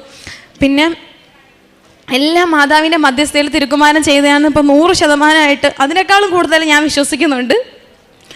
ഇനി ഈ അൾത്താരയ്ക്ക് മുന്നിൽ നിന്ന് എനിക്ക് സാക്ഷ്യം പറയാൻ പറ്റണമെന്നാണ് എൻ്റെ ആഗ്രഹം. 1000 നന്ദി മാതാവിനും കർത്താവിനും. എൻ്റെ മാതാവിനും എൻ്റെ സ്ത്രീകുമാരനും 1000 എനിക്ക് ഒരുപാട് കാര്യങ്ങളുണ്ട്. എനിക്കൊരുപാട് കാര്യം എൻ്റെ മാതാവും തിരുമാരനോട് സാധിച്ചു തന്നിട്ടുണ്ട്. ഇപ്പോൾ മോള് പറഞ്ഞതൊന്നുമല്ല, ചെറിയ കാര്യങ്ങൾ ഒരുപാട്. ഞാൻ മാതാവിനെയും കർത്താവിനെയൊക്കെ പ്രാർത്ഥിച്ചു തുടങ്ങിയിട്ട് 23 വർഷമായി. പിന്നെ ഇവിടെ ഉടമ്പടിയുടെ അപ്പോൾ 6-7 വർഷമായി. അങ്ങനെ എല്ലാം കൊണ്ട് എനിക്ക് നല്ല വിശ്വാസവും ഉറപ്പും എൻ്റെ കർത്താവ് എന്നെ കൈവിടത്തില്ല, എൻ്റെ മാതാവ് എന്നെ കൈവിടത്തില്ല. അതുകൊണ്ട് എനിക്ക് ഏത് സമയം ഇനിയും വന്ന് ഞാൻ സാക്ഷ്യം പറയും. ഇപ്പം ഞാൻ വീണ്ടും 6 നിയോഗങ്ങൾ വെച്ചിട്ടുണ്ട്. അത് നടത്തി തന്ന എൻ്റെ മാതാവിന് ഞാൻ വന്ന് സാക്ഷ്യം പറയും, എല്ലാം ചെയ്യും. കാരുണ്യപ്രവർത്തനവും എല്ലാം ഞാൻ ചെയ്യും. പത്രവും കൊണ്ട് ഇപ്പോഴും ഞാൻ വാങ്ങിച്ചിട്ടുണ്ട്. പത്രം കൊണ്ട് കൊടുക്കുകയും തിരുകുമാരനും മാതാവിനും 1000 നന്ദി. ഹെബ്രായർക്ക് എഴുതിയ ലേഖനം 16-ാം തിരുവചനം. ഇപ്പോഴാകട്ടെ അവർ അതിനേക്കാൾ ശ്രേഷ്ഠവും സ്വർഗീയവുമായതിനെ ലക്ഷ്യം വയ്ക്കുന്നു. അവരുടെ ദൈവം എന്ന് വിളിക്കപ്പെടുന്നതിൽ ദൈവം ലജ്ജിക്കുന്നില്ല. അവർക്കായി അവിടുന്ന് ഒരു നഗരം തയ്യാറാക്കിയിട്ടുണ്ടല്ലോ. ഫാത്തിമയുടെ വളരെ ശക്തമായ പ്രത്യക്ഷീകരണ സാക്ഷ്യമാണ് നാം ഇപ്പോൾ ശ്രവിച്ചത്. നമുക്കറിയാം, ഉടമ്പടിയെടുത്ത് ജീവിക്കുന്നവർക്കെല്ലാം ഈശോ നൽകുന്ന വലിയ വലിയ അനുഗ്രഹങ്ങൾ, അവരുടെ ജീവിതത്തിലേക്ക് ഈശോ പകരുന്ന അത്ഭുതങ്ങൾ നാം എപ്പോഴും ദിനം പ്രതി കേട്ടുകൊണ്ടിരിക്കുകയാണ്. 14 വർഷം കൊണ്ട് അവർ പരിശ്രമിച്ച ഒരു വലിയ സംഭവമായിരുന്നു അവരുടെ വീടിന് അടുത്തു നിന്ന് വീടിനോട് ചേർന്ന് 2 മരം മുറിക്കുക എന്നുള്ളത്. നല്ലിടയൻ്റെ ആ സങ്കീർത്തനം നാം വായിക്കുന്നത് പോലെ മരണത്തിൻ്റെ നിഴൽ വീണ ഒരു താഴ്വരയിലാണ് ഇവർ ജീവിച്ചിരുന്നത്. പക്ഷേ അവിടുത്തെ ചെങ്കോലും തണ്ടുമാണ് ഇവർക്ക് ധൈര്യം പകർന്നതെന്ന് ഏറ്റുപറയാൻ മാത്രം ശക്തമായ ഒരു സാക്ഷ്യം ഫാത്തിമയുടെ ഏറ്റുപറയുകയായിരുന്നു. ഉടമ്പടി എടുത്തു കഴിഞ്ഞ് ഇവർ പ്രാർത്ഥിച്ച് നേർച്ച വസ്തുക്കൾ ഉപയോഗിച്ച് കഴിഞ്ഞപ്പോൾ വളരെ ചുരുങ്ങിയ ദിവസം കൊണ്ടാണ് വീടിനും അയൽവാസികൾക്കും ആർക്കും ഒരു ഉപദ്രവവും അപകടവും കൂടാതെ ആ മരങ്ങൾ മുറിച്ചു മാറ്റാനായി അവർക്ക് സാധിച്ചത് എന്നവർ ഏറ്റു പറയുന്നു. അതുപോലെ തന്നെ വലിയ വലിയ എമൗണ്ട് ആയിരുന്നു പാവപ്പെട്ടവരായ മക്കളുടെ കയ്യിൽ നിന്ന് അവർ വാങ്ങാനായി എമൗണ്ട് മുറിച്ചു മാറ്റാനായി അവർ ചോദിച്ചിരുന്നത്. പക്ഷേ പരിശുദ്ധ അമ്മയുടെ ആ മാധ്യസ്ഥത്തിലാണ് ഈശോ തന്നെയാണ് ആ അപകട സാധ്യതകളെ എടുത്തു മാറ്റിയത്. 20,000 എന്നൊക്കെ പറഞ്ഞിരുന്ന എമൗണ്ട് മുറിച്ചു മാറ്റുന്ന സമയത്ത് വെറും 1500 രൂപയ്ക്കാണ് അവർ ആ ഒരു വലിയ ജീവിതഭാരത്തെ പരിശുദ്ധ അമ്മ അവരിൽ നിന്ന് എടുത്തു മാറ്റാനായി ഈശോയിൽ നിന്ന് അനുഗ്രഹം പ്രാപിച്ചു കൊടുത്തത്. അതുപോലെ തന്നെ ഒട്ടും പ്രതീക്ഷിക്കാതെ തന്നെ വളരെ പെട്ടെന്ന് അവർക്ക് ലോങ് സാങ്ഷനായതിനെ കുറിച്ച് ഫാത്തിമ ഏറ്റുപറയുകയായിരുന്നു. എത്ര തന്നെ വലിയ സങ്കടങ്ങളായാലും എത്ര പ്രതിസന്ധികളായാലും പരിശുദ്ധ അമ്മയ്ക്ക് കടന്നു ചെല്ലാനുള്ളൊരു വേദി നമ്മുടെ വിശ്വസ്തതയിൽ നമ്മൾ ഒരുക്കുകയാണെങ്കിൽ എപ്പോഴും ഉടമ്പടി പെട്രോൾ കത്തുന്നത് പോലെ കത്തും എന്ന് നമുക്കറിയാം. നഴ്സിങ്ങിൻ്റെ സമയത്ത് ഈ മകളിവിടെ നിന്ന് ബഹുമാനപ്പെട്ട ജോസഫ് അച്ഛനിൽ നിന്ന് കൈവയ്പ് ശുശ്രൂഷ സ്വീകരിച്ചിട്ടാണ് മകളിവിടെ നിന്ന് പോയത്. ഈ ദിവസങ്ങളിൽ നാം കാണുകയാണ് +2, 10th കുട്ടികളെല്ലാം വന്ന് പ്രാർത്ഥിക്കുമ്പോൾ അച്ഛൻ അവരോടൊന്ന് മാത്രമേ പറയുന്നുള്ളൂ, മക്കളെ നിങ്ങൾ നന്നായി പഠിക്കുക, നിങ്ങൾക്ക് സാധിക്കുന്നത് പോലെ പഠിക്കുക, ബാക്കിയുള്ളത് അച്ഛൻ പ്രാർത്ഥിച്ച് നേടിത്തരാം എന്ന ഒരു വലിയ ഉറപ്പിലും ഒരു വലിയ ആശ്വാസത്തിലുമാണ് അച്ഛൻ നമ്മെ അനുഗ്രഹിച്ചുകൊണ്ട് പ്രാർത്ഥിച്ചു വിടുന്നത്. അച്ഛൻ്റെ ആ ഒരു കൈവെപ്പ് ശുശ്രൂഷയിൽ ഒരുപാട് ജന്മങ്ങളാണ് സൗഖ്യത്തിലും സമാധാനത്തിലുമൊക്കെ ജീവിക്കുന്നത് നമുക്കറിയാം. നമുക്ക് ഈശോയ്ക്ക് അച്ഛന് വേണ്ടി നന്ദി പറയാം. അതുപോലെ തന്നെ ഇവർക്ക് എപ്പോഴും പരിശുദ്ധ അമ്മയുടെ സാമീപ്യമുണ്ടായിരുന്നു. ഇവരെ ഫാത്തിമയുടെ സാക്ഷ്യത്തിൽ നമുക്ക് മനസ്സിലാകുന്നത് ഈശോ എല്ലാവരെയും സ്നേഹിക്കും. ബഹുമാനപ്പെട്ട ജോസഫ് അച്ഛൻ പറയുന്ന ഒരു വലിയ ഫിലോസഫി അതാണ്, ഈശോ എല്ലാവരെയും സ്നേഹിക്കും, പക്ഷേ ഇഷ്ടപ്പെടുന്നത് വളരെ ചുരുക്കം പേര് മാത്രമേ ഉള്ളൂ. ഫാത്തിമയെ വളരെയധികം ഈശോ ഇഷ്ടപ്പെടുന്ന ഒരു അനുഭവം നമുക്ക് തോന്നുകയാണ്. എല്ലാവരെയും ഈശോ ഇഷ്ടപ്പെടുവാനായിട്ട് നമുക്ക് പ്രാർത്ഥിക്കുകയും പരിശ്രമിക്കുകയും ചെയ്യാം. നമ്മുടെ ഉടമ്പടി വളരെ വിശ്വസ്തയോടുകൂടി മുന്നോട്ട് കൊണ്ടുപോകാനായിട്ട് നമുക്ക് പരിശ്രമിക്കുകയും ചെയ്യാം. ഫാത്തിമയുടെയും ഉമ്മയുടെയും ഈ സാക്ഷ്യത്തിന് ഈശോയ്ക്കും പരിശുദ്ധ അമ്മയ്ക്കും നല്ല ഒരു കൈയടി നൽകി സാക്ഷി നമുക്ക് ഈശോയ്ക്കും അമ്മ മാതാവിനും കോടാനുകോടി നന്ദി ഇവിടെ വന്ന് സാക്ഷ്യം പറയാൻ വേണ്ടി അനുഗ്രഹിച്ചതിന്. എൻ്റെ പേര് സുബി രാജ്. ഞാൻ അടൂർ പത്തനംതിട്ട ജില്ലയിൽ നിന്നാണ് വരുന്നത്. ഇതെൻ്റെ ഹസ്ബൻഡാണ് റിജു. ഞാൻ ആദ്യമായി ഉടമ്പടി എടുത്തത് 31 ഒക്ടോബർ 2023 അതിലൊരു നിയോഗമായിരുന്നു. ഞങ്ങളുടെ പുതിയൊരു വാഹനവുമായി ബന്ധപ്പെട്ട ഒരു കേസ് കൺസ്യൂമർ കോർട്ടിലുണ്ടായിരുന്നു. അപ്പോൾ അത് ഞങ്ങൾക്ക് അനുകൂലമായിട്ട് വരണം എന്നുള്ളത്. അതിൻ്റെ ഡീറ്റെയിൽസിനെ പറ്റിയിട്ട് ഹസ്ബൻഡ് പറയും. 2023 എൻ്റെ ഒരു കൺസ്യൂമർ കേസ് ഉണ്ടായിരുന്നു. അതായത് ഒരു പുതിയ വാഹനം എടുത്തുമായി ബന്ധപ്പെട്ടതായിരുന്നു. ഡാമേജ് വെഹിക്കിളായിരുന്നു എൻ്റെ പേരിൽ രജിസ്റ്റർ ചെയ്ത് വെച്ചിരുന്നുണ്ട്. അതിൽ പലതരത്തിലുള്ള കോൺവെർസേഷൻ നടന്നതിന് ശേഷവും എനിക്കൊരു സാറ്റിസ്ഫൈഡ് ആയിട്ടുള്ള ഒരു റെസ്പോണ്ട് അവിടെ നിന്ന് കിട്ടിയിട്ടുണ്ടായിരുന്നില്ല. വാഹനം മാറ്റി വരികയോ അല്ലെങ്കിൽ ആ കൊടുത്ത എമൗണ്ട് തിരിച്ചു തരികയോ ചെയ്തിട്ടുണ്ടായിരുന്നു. 2,25,000 രൂപ ഉണ്ടായിരുന്നു. ആ എമൗണ്ട് എനിക്ക് തിരിച്ചു തന്നിട്ടുണ്ടായിരുന്നില്ല. ഞാനത് കേസ് പിന്നെ ഡിസ്ട്രിക്ട് കേസിലേക്ക് കൊടുത്തിട്ടുണ്ടായിരുന്നു, കോർട്ടിലേക്ക് കൊടുത്തിട്ടുണ്ടായിരുന്നു. അവിടെ ഏകദേശം ഒരു 4-5 മാസത്തോളം ഒരു നീക്കുപോക്കും ഇല്ലാതെ ഇങ്ങനെ പോയിക്കൊണ്ടിരിക്കുകയായിരുന്നു. ഞാൻ പലയിടത്തും തിരക്കാൻ പറഞ്ഞത് വർഷങ്ങളെടുക്കും, കേസുകൾ ഇങ്ങനെ പോയിക്കൊണ്ടേയിരിക്കും. നമ്മളതിൻ്റെ അപ്പോൾ എല്ലാ മാസവും ഇതുപോലെ കേസ് വിളിക്കുമ്പോൾ പോകുന്നു. അതുപോലെ ഈ എതിർഭാഗം വക്കീൽ, എനിക്ക് വക്കീലൊന്നും ഉണ്ടായിരുന്നില്ല, ഞാൻ ഒറ്റയ്ക്കായിരുന്നു അവിടെ ഡ്രാഫ്റ്റ് ചെയ്തതും അതുപോലെ തന്നെ വാദിച്ചതും എല്ലാം. അപ്പം എതിർഭാഗത്തെ വക്കീൽ ഇതുപോലെ ഓരോ കാര്യങ്ങൾ പറയുന്നു, അടുത്ത ദിവസത്തേക്ക് മാറ്റി വയ്ക്കുന്നു, വാദങ്ങളൊന്നും ശരിയായി പോകുന്നില്ല. അപ്പോൾ ഇത് ഒരുപാട് കാലഘട്ടം എടുക്കും എന്നുള്ള കാര്യം എൻ്റെ ജോലിയിൽ നിന്ന് ഞാനിങ്ങനെ ലീവ് എടുത്തിട്ട് ഇതുപോലെ കേസിൻ്റെ പുറകെ നടക്കുന്നു. ഭയങ്കര ബുദ്ധിമുട്ടായിരുന്നു. അങ്ങനെ അതിൽ ആക്ച്വലി 2 മെമ്പേഴ്സും ഒരു പ്രസിഡൻറ്റുമാണ് ഉള്ളത്. ഞാൻ പോകുമ്പോഴെല്ലാം ഒരു പ്രസിഡൻറ്റും ഒരു മെമ്പറും മാത്രമായിരുന്നു ഉണ്ടായിരുന്നത്. എന്നാൽ എൻ്റെ ഭാര്യ ഇതുപോലെ ഞങ്ങളിവിടെ നിന്ന് ഉടമ്പടി എടുത്തതിന് ശേഷം എൻ്റെ അടുത്ത് പറഞ്ഞു, ഇതിൽ ഈ ഉപ്പും തൈലവുമായിട്ട് പോകാൻ പറഞ്ഞു. ഞാൻ അങ്ങനെ അതുമായിട്ടാണ് കേസിന് പിന്നീട് ഒരിക്കൽ പോയത്. ദൈവത്തിൻ്റെ തീരുമാനമായിരുന്നു എന്ന് നമുക്ക് തീരുമാനിക്കാം, ചിന്തിക്കാം. എന്ന് വെച്ച് കഴിഞ്ഞാൽ അന്നേ ദിവസം 2 മെമ്പർ ഉണ്ടായിരുന്നു, ഒരു അതുപോലെ പ്രസിഡൻറ്റും ഉണ്ടായിരുന്നു. അഡീഷണൽ ഉണ്ടായിരുന്ന മെമ്പർ അന്ന് എനിക്ക് വേണ്ടി സംസാരിച്ചു. അതുവരെ ഞാൻ എന്തൊക്കെ പറഞ്ഞിട്ടും ഒന്നിനും ഒരു നീക്കുപോക്കം ഉണ്ടാകാതെ പോയിരുന്ന കാര്യം അന്ന് ജസ്റ്റ് സംസാരിച്ചപ്പോൾ തന്നെ എനിക്ക് വേണ്ടി അവിടെ ദൈവത്തിൻ്റെ ഒരു പ്രവർത്തനം ഇവിടെ നടന്നിട്ടുണ്ടായിരുന്നു. അതായത് ആ മെമ്പർ എനിക്ക് വേണ്ടി സംസാരിച്ചു, എൻ്റെ കാര്യങ്ങളെക്കുറിച്ച് ഹൈലൈറ്റ് ചെയ്തു. എനിക്ക് അനുകൂലമായിട്ടുള്ള വിധികൾ അവിടെ ഉണ്ടായി. അതിന് എതിർപ്പ് പ്രകടിപ്പിച്ചുകൊണ്ട് എതിർഭാഗം വക്കീൽ പല രീതിയിലുള്ള സംസാരങ്ങളുണ്ടായി. അതിനുശേഷം അടുത്തൊരു ദിവസത്തിലേക്ക് അത് മാറ്റിവെച്ചു. ആ മാറ്റിവെച്ച തീയതിയിൽ ചെന്നപ്പോഴും എൻ്റെ വാഹനവും എൻ്റെ ഫുൾ എമൗണ്ട് റീഫണ്ട് തരാനായിരുന്നു അവിടെ ഉണ്ടായിരുന്ന വിധി. അത് അവർ അംഗീകരിച്ചിട്ടുണ്ടായിരുന്നില്ല. പക്ഷേ കോടതി വിധി മുന്നോട്ട് തന്നെ പോയി. ജനുവരി 2024 3-ാം തീയതി എനിക്ക് വിധി വന്നു. ഫുൾ എമൗണ്ട് റീഫണ്ട് ചെയ്യണം, അതുപോലെ കോമ്പൻസേഷൻ എമൗണ്ട് തരണമെന്ന് പറഞ്ഞുകൊണ്ട് ഡിസ്ട്രിക്ട് കോർട്ടിൽ വിധി വന്നിട്ടുണ്ടായിരുന്നു. പക്ഷേ എതിർഭാഗം വക്കീൽ സ്റ്റേറ്റ് കൺസ്യൂമർ കോർട്ടിൽ അത് അപ്പീൽ ഫയൽ ചെയ്തിട്ടുണ്ടായിരുന്നു. എനിക്ക് ആ വിധി കിട്ടി, അത് എനിക്ക് കിട്ടാതിരിക്കാൻ വേണ്ടിയിട്ട്.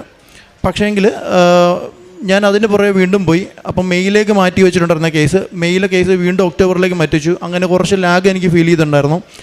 ആ കേസ് പിന്നെ 2025 ജനുവരിയിലേക്ക് വരുത്തിച്ചിട്ടുണ്ടായിരുന്നു. ഞാൻ ഇതിനിടയ്ക്ക് നമ്മുടെ സ്റ്റേറ്റ് കൺസ്യൂമർ കോർട്ടിൽ പോയപ്പം അന്വേഷിച്ചു കേസിൻ്റെ കാര്യങ്ങൾ എങ്ങനെയാണ്, ഇതിന് ഇവരോട് താമസം എടുക്കുമോ, പൈസ കിട്ടാൻ വേണ്ടിയിട്ട് ഞാൻ ഒറ്റയ്ക്ക് ചെയ്താൽ പറ്റുമോ എന്നുള്ള കാര്യങ്ങളൊക്കെ അന്വേഷിക്കാൻ വേണ്ടി. അവിടെ അഡ്മിനിൽ ഞാൻ ചെന്ന് സംസാരിച്ചപ്പോൾ എൻ്റെ അടുത്ത് പറഞ്ഞത്, ആരാണ് നിങ്ങളുടെ വക്കീലെന്നാണ് ചോദിച്ചത്. ഞാൻ പറഞ്ഞു എനിക്ക് വക്കീലൊന്നുമില്ല, ഞാൻ തന്നെയാണ്. അപ്പോൾ എതിർഭാഗത്തായിരുന്നു നോക്കിയപ്പം അവിടെ ഒരു പ്രശസ്തനായിട്ടുള്ളൊരു വക്കീലായിരുന്നു. അപ്പോൾ ആ വക്കീലിൻ്റെ പേര് കണ്ടപ്പോൾ തന്നെ അവിടെ നിന്ന് അഡ്മിനിലുണ്ടായിരുന്ന മേഡം എൻ്റെ അടുത്ത് പറഞ്ഞു, റിജു ഇത് തന്നെ കൊണ്ട് കൂടുന്ന കാര്യമല്ല, കാരണം വളരെ സീനിയറായിട്ടുള്ള ഒരു വക്കീലാണ്, ഇദ്ദേഹത്തോടൊന്ന് സംസാരിച്ച് നിൽക്കാൻ ജൂനിയർ വക്കീലന്മാർക്ക് പോലും മടിയാണ്, കാരണം അത്രയും സീരിയസ് ആയിട്ട് കേസ് ഹാൻഡിൽ ചെയ്യുന്നൊരു വക്കീലാണെന്ന് പറഞ്ഞു. അത് കേട്ടപ്പോൾ എൻ്റെ ആകെയുള്ള കോൺഫിഡൻറ്റ് പോയി.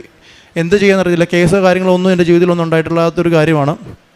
ഇതിന് ഒരുപാട് വർഷം നീണ്ടുപോകുന്ന കേസാണ്.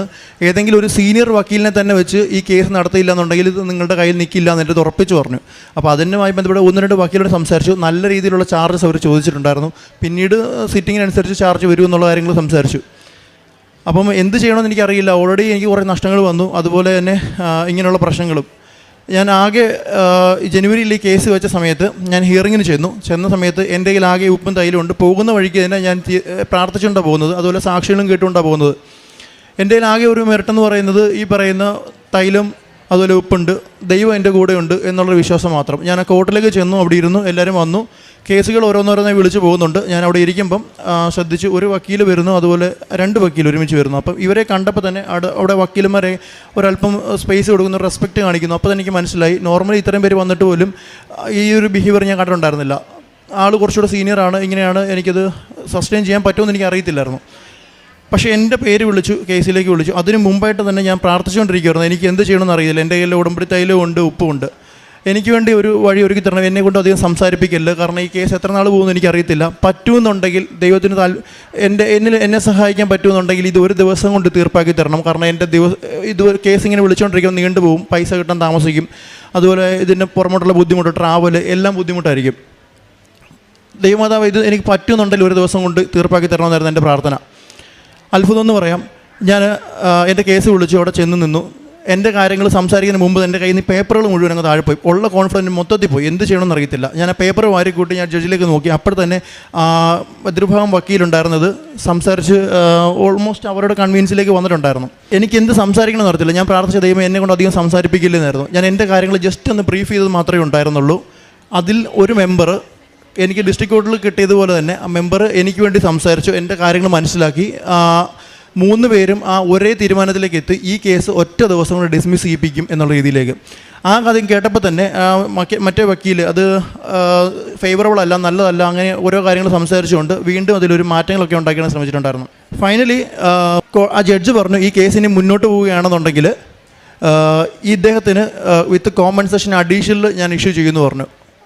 ലാസ്റ്റ് നിവൃത്തികേട് കൊണ്ട് കേസ് ഡിസ്മിസ് ചെയ്യാമെന്നും 20,000 രൂപ എനിക്ക് അഡീഷണൽ കോമ്പൻസേഷൻ, നോർമലി എനിക്ക് ഉണ്ടായിരുന്ന 2,25,000 പ്ലസ് 10% per annum ഇൻട്രസ്റ്റും എല്ലാം ഉണ്ടായിരുന്നു. അതിനൊപ്പം അഡീഷണൽ സ്റ്റേറ്റിലേക്ക് വന്നതിനോട് 20,000 കൂടെ അഡീഷണൽ ഇടുമെന്ന് പറഞ്ഞിരുന്നത്. അന്ന് ഞാൻ ആ ജീവിതത്തിൽ ആദ്യമായിട്ട് പഠിച്ചൊരു പാഠം എന്ന് വെച്ച് കഴിഞ്ഞാൽ, ഇടയ്ക്ക് വെച്ച് ഒന്ന് സംസാരിച്ചു. ദൈവിക കാര്യങ്ങൾ നടക്കുന്ന സമയത്ത് നമ്മൾ കൂടുതൽ എഫർട്ട് ഇടാൻ പാടില്ല. നമ്മൾ ആകെ ചെയ്യേണ്ട കാര്യം പ്രാർത്ഥിക്കുക എന്നുള്ള കാര്യം മാത്രമായിരുന്നു. അത് പലതവണ എനിക്ക് എൻ്റെ ജീവിതത്തിൽ പിന്നീട് എനിക്ക് ഉണ്ടായിട്ടുണ്ടായിരുന്നു. ഇതിനിടയ്ക്ക് വെച്ചിട്ട് ഞാൻ ജഡ്ജിലേക്ക് നോക്കിയൊരു സമയത്ത് എൻ്റെ മനസ്സിലേക്ക് വന്നത് മാതാവ് അവിടെ ഉണ്ടെന്നൊരു ഫീൽ എനിക്കവിടെ കിട്ടി. മാതാവിനെ ജഡ്ജിമാരുടെ പുറകിലായിട്ട് ആ ഒരു ഭിത്തിയിൽ എനിക്ക് അവിടെ ആ ഒരു ഏരിയയിൽ മാതാവിൻ്റെ പ്രസൻസ് എനിക്ക് ഫീൽ ചെയ്തിട്ടുണ്ടായിരുന്നു. അതായിരുന്നു എൻ്റെ ആകെ ഉണ്ടായിരുന്ന ധൈര്യം എന്ന് പറഞ്ഞാൽ.